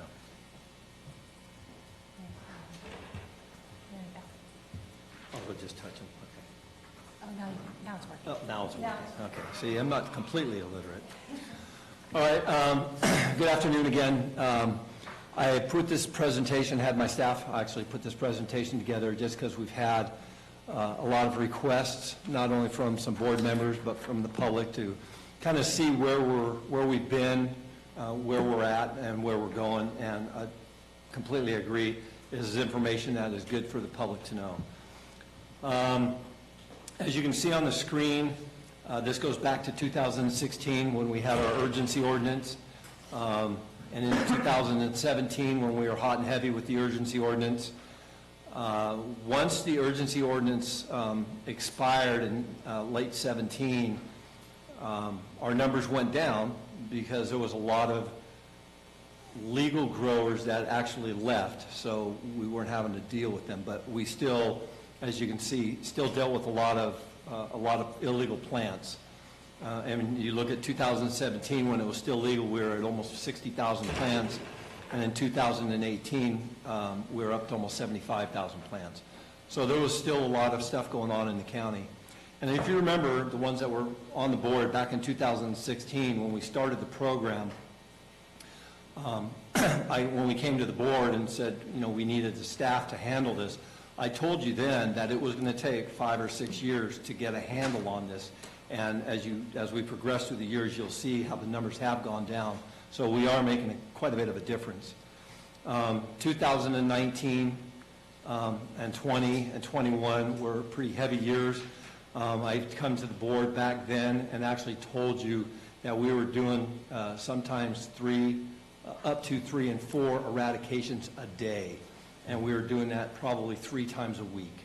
So there was a lot of marijuana activity at that point. Once the board changed it and made things legal, which, correct me if I'm wrong, that was in 2020, or is it? 19. It was in 18, 19, somewhere in there. There was still a lot of illegal grows out there, and they were under the premise that they would hide within the legal growers, kind of like they did in the beginning in 2016 and 17. But with the help of code compliance back then, that was kind of before the Cannabis Control Division, we were able to work with them. We had GIS do our overflights, and we were able to map things out and go, we could look at a lot and find out on our maps if it was a legal grow. So it was very easy. It was what we want to call easy pickings, because they were out growing marijuana, and all we had to do was look at the GIS, the APN number, and we would know that they were illegal. So that's why the numbers were so high in those few years there, because we were doing a lot of illegal grows, and the word really hadn't gotten out that, hey, don't go to Calaveras. Well, if you look at 2022, it dropped significantly. And again in 2023, and we're 7 months into it, and you can see where we're at. So the numbers have gone down tremendously. So the program is working. I hear a lot of people say, well, what if they take away the marijuana program?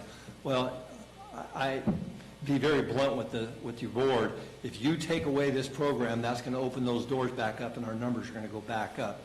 The fact that we continually hit these illegal grows is what's keeping these numbers down. If we don't do that, it's going to end up coming back.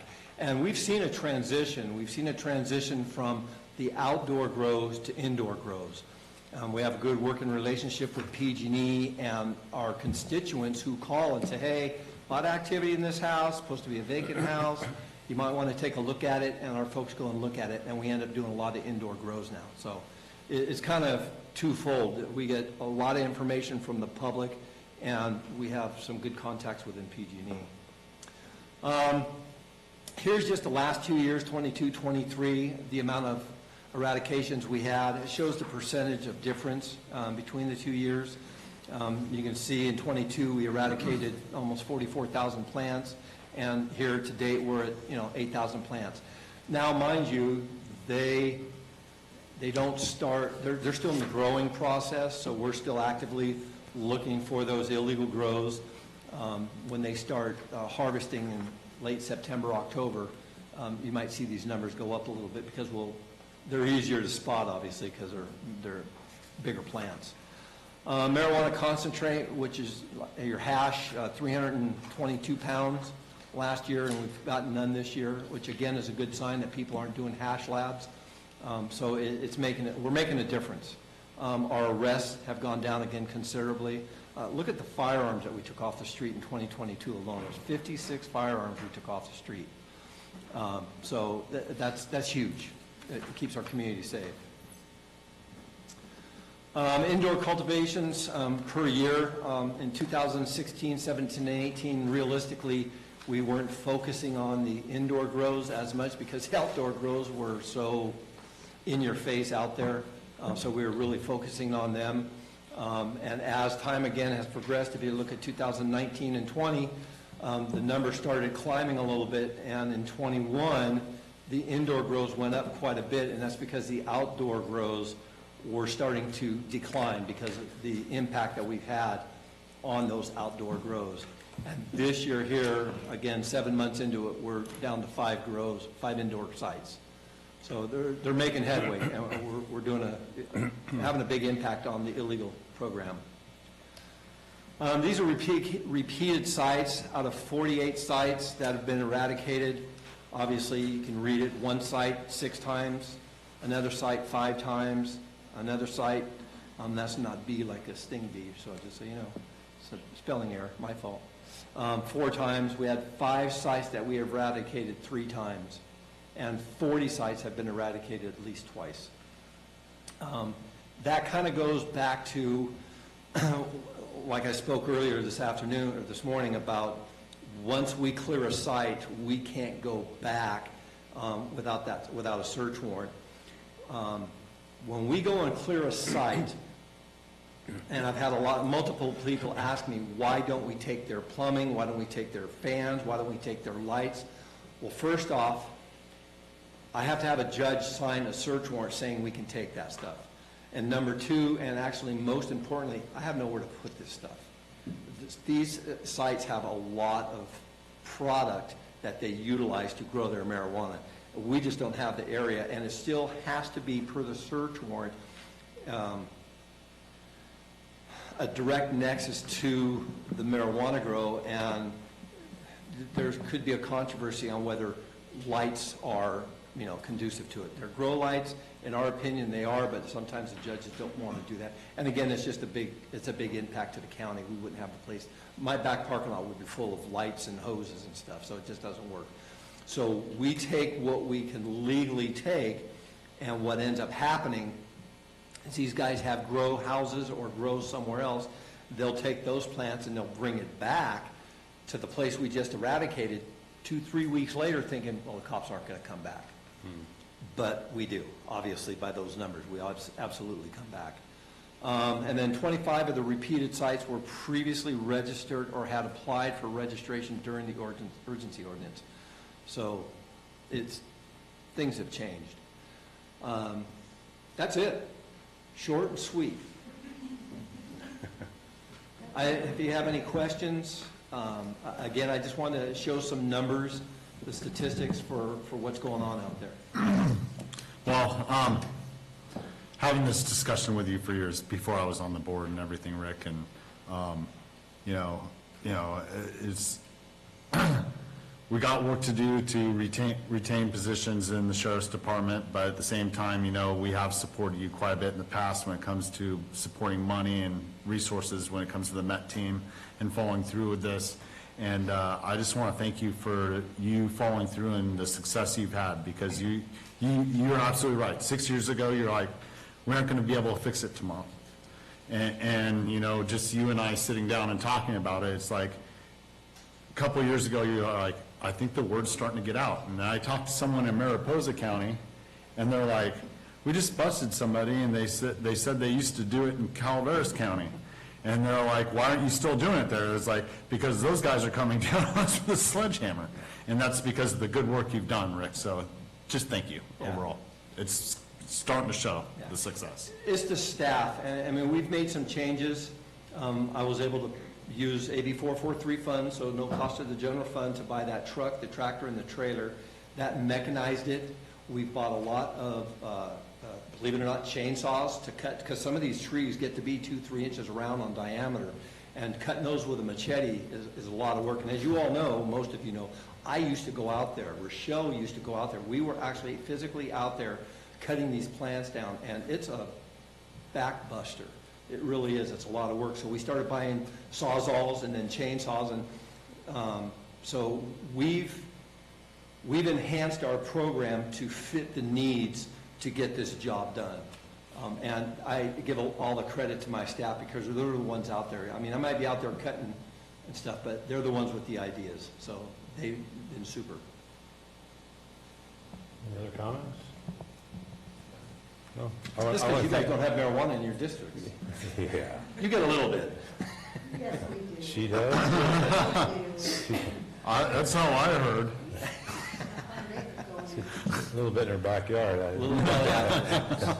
In District 3, we actually were up in Tamarack, up at the Boy Scout, at Camp Wolfboro, a couple of times for marijuana grows. Absolutely. Yeah. So they do occur in the high country. They don't get real big, but they do occur in the high country, but not like you would think. So.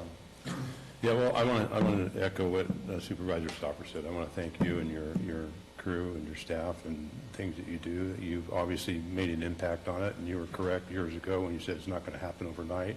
But obviously it's working, and things are going down, and they're probably getting more sophisticated on some of the things they do as you go forward, that you have to stay on top of, not just inside a house, but making the house look like somebody lived there or what have you. So, you know, you're just not fighting the same thing as you were as you go along each year. And you guys seem to be staying up with it. So kudos to you guys. They definitely evolve. I mean, the bad guys, they have a lot of time on their hands to think of new ways to do stuff. But it does. And my staff is very diligent in finding what they're doing and how to get around it to figure out that they are in fact growing. And I got to tell the public thank you, because I'm going to tell you that probably 75% of the indoor grows are because neighbors are saying something. If you see something, say something, because you don't know, especially when we were, you know, back in the day when we were going through homes being foreclosed on and stuff. That was huge. And we're still seeing, not homes being foreclosed on as much, but we're still seeing a lot of rental homes. I mean, I think I told some of you folks that my next door neighbor rented his house out, and it ended up being a grow until I walked over and looked in the window and saw a big array of green. So obviously they didn't know the sheriff lived next door to them. But the public is a great set of eyes and ears for us, and I got to thank them very much for what they've done, because they give us the tips, whether it's anonymous or not, and it makes a huge difference. It's their community, so I'm glad that they're being involved. Yeah, so am I. Yeah. I think that's the way to go. Absolutely. Any other board comments? I just want to say that, Ed, to the guys that are doing it right, this really helps them, so thank you for that. It does, absolutely. Thank you. Public comments. Do we have any public comments? First of all, I would like to say thank you, Rick. It's a hard job. Thank you both. It's a hard job. It's painful. There's probably people you knew that were growing that you didn't know were growing. It's a due diligence job that you've got to do it. And I personally thank you, because Maddox is no longer doing it because of me. And I just want to say thank you to the board for allowing it to not be an R&R. I live in R&R, and it doesn't happen in my neighborhood anymore because I'm such a, what about it? I follow people in their house, to their house. But it's hard. It's you can see the proof in the numbers. You guys are doing exceptional, and I, from my heart of hearts, say thank you. Thank you.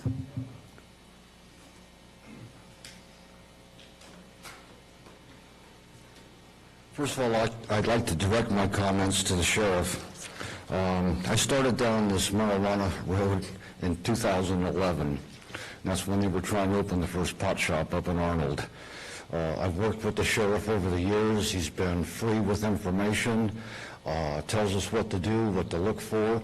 When we first started out, the information from the sheriff was we had somewhere between 1,500 and 2,000 grow sites in Calaveras County. Now we're down to a couple dozen, 50 or 60, and they're all regulated.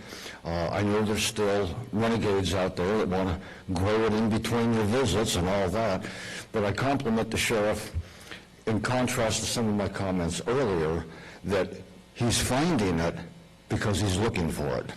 And when he finds it, he does something about it, and the problem is solved. And the message goes out to people outside this county, if you go to Calaveras County, watch out. You're not going to get away with it for long.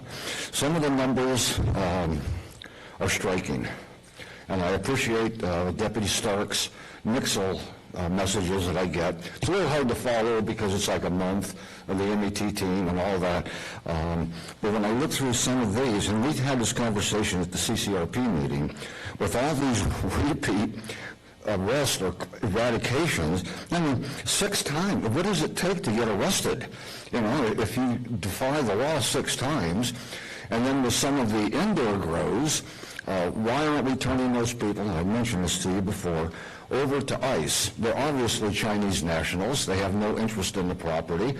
They're rounded up. The owner's in Shanghai. The building is a hazmat site. And what happens to these people? We never hear back from the DA what the disposition is. And I don't know if you can even arrest a Chinese national. What happens to them? Do they go through the revolving door and come right back again? Or are they in Shanghai? If they leave, that's good. But some of these numbers are just shocking. But it's a testament to what the sheriff does, what he's been doing, what he continues to do, and the professional nature of the entire sheriff's department. They're all ready to help. They're all ready to listen. And I've never had the sheriff say, I don't want to hear about it. He always says, tell me. And we talk about it. And when things get done, and that I can pass out to other people in my circle, that the sheriff is on our side. He's helping to take care of Calaveras County. And I want to thank you, Sheriff DiBasilio, for your office, all the people on the force, and especially for you for leading them. Thank you.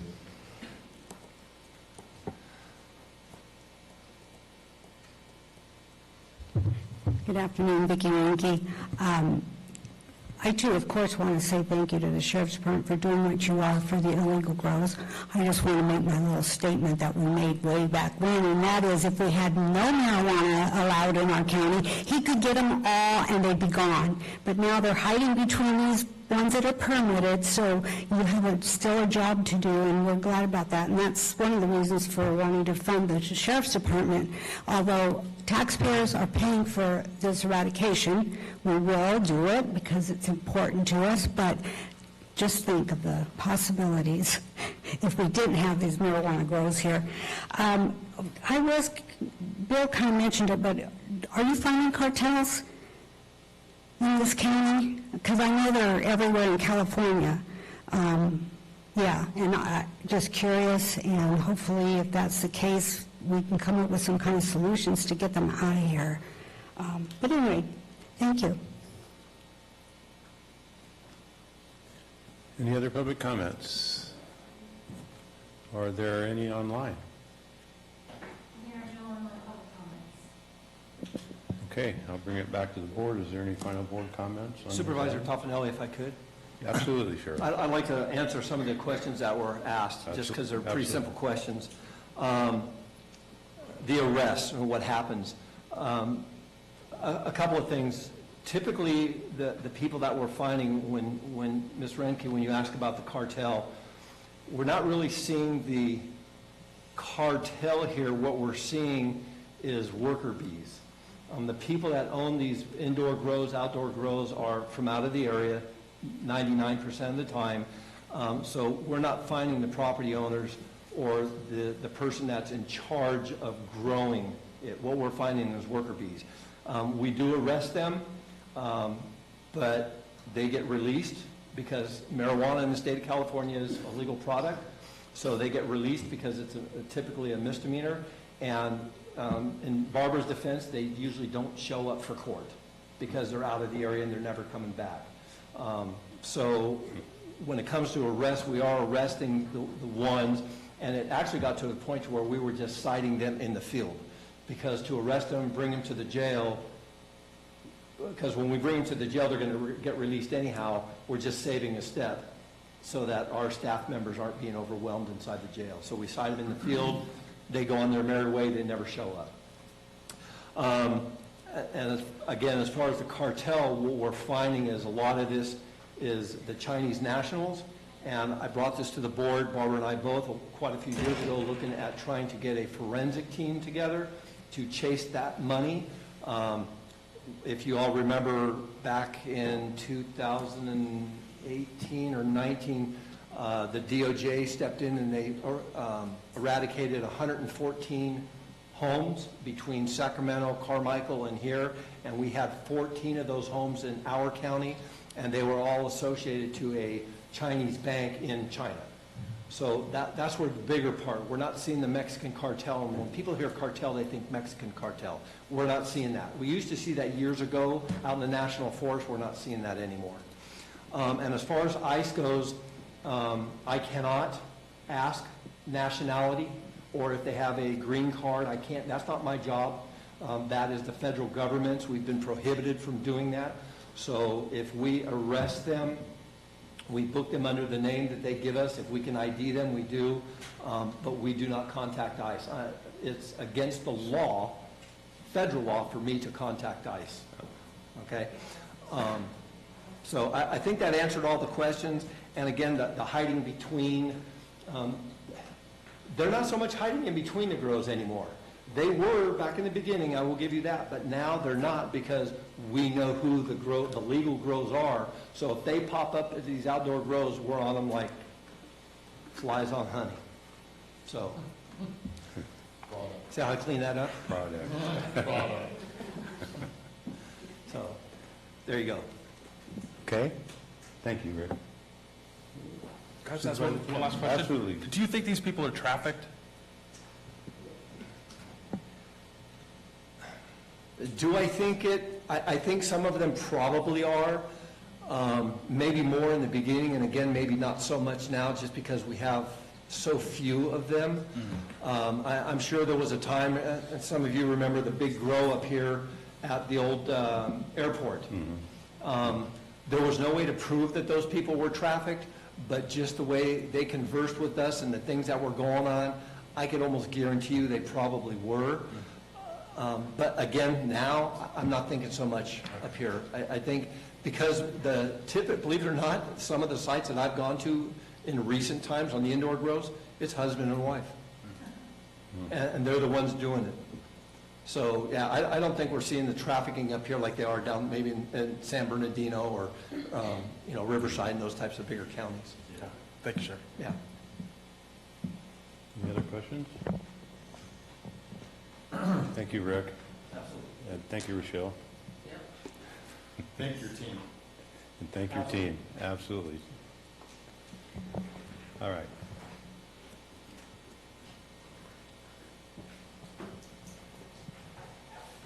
Good information. All right, we'll move on to the next item on our agenda, which is supervisor announcements. In compliance with Government Code 53232.3D, board members shall provide brief reports on any meetings attended at the expense of the local agency and may make other announcements or report out. We'll start with Supervisor Huberty. Thank you, Chair Toffenelli. I attended on July 26th the CMCAA meeting. On July 27th and 28th, I attended the CSAC conference for new supervisors and have finished and have my certificate to prove it. And on August 3rd, I attended the Agency on Aging in Sonora. Sonora. Thank you.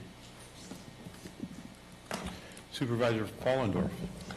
I too attended the meeting with Martin at the, I always get the acronym wrong. Yeah, thank you. And then Chairman Toffenelli and I went to the COG last week. COG voted, OSTEP, right? Was it OSTEP? OSTEP? Yeah. Money? Voted for the regional, to fund the regional top priority project, which is Wagon Trail. So that, there was OSTEP money left over. There was money left over. There was about $728,000, to which we put $228,000 to another project, but there was $500,000. I'm speaking. Yeah, that's okay. That went to a wagon trail. We voted to put towards a wagon trail. And there's some good news coming up first from that meeting for funding on Phase 1 and Phase 2. Some very good news coming up that we hope to report out here next month. It was a good signal. Caltrans was on that meeting as well. Just the commitment that the county and the regional transportation agency, along with the city of Angels, to getting this project completed. So it was a good, unified, and collaborative effort with our partners. Supervisor Stopper. I attended a special meeting, the CSEDD meeting board last week. This, as you got the SEDS update, we also are moving forward on some of the planning grant on mapping for broadband that we'd already acquired the grant. So we're sending out RFP for that contract. We have other opportunities that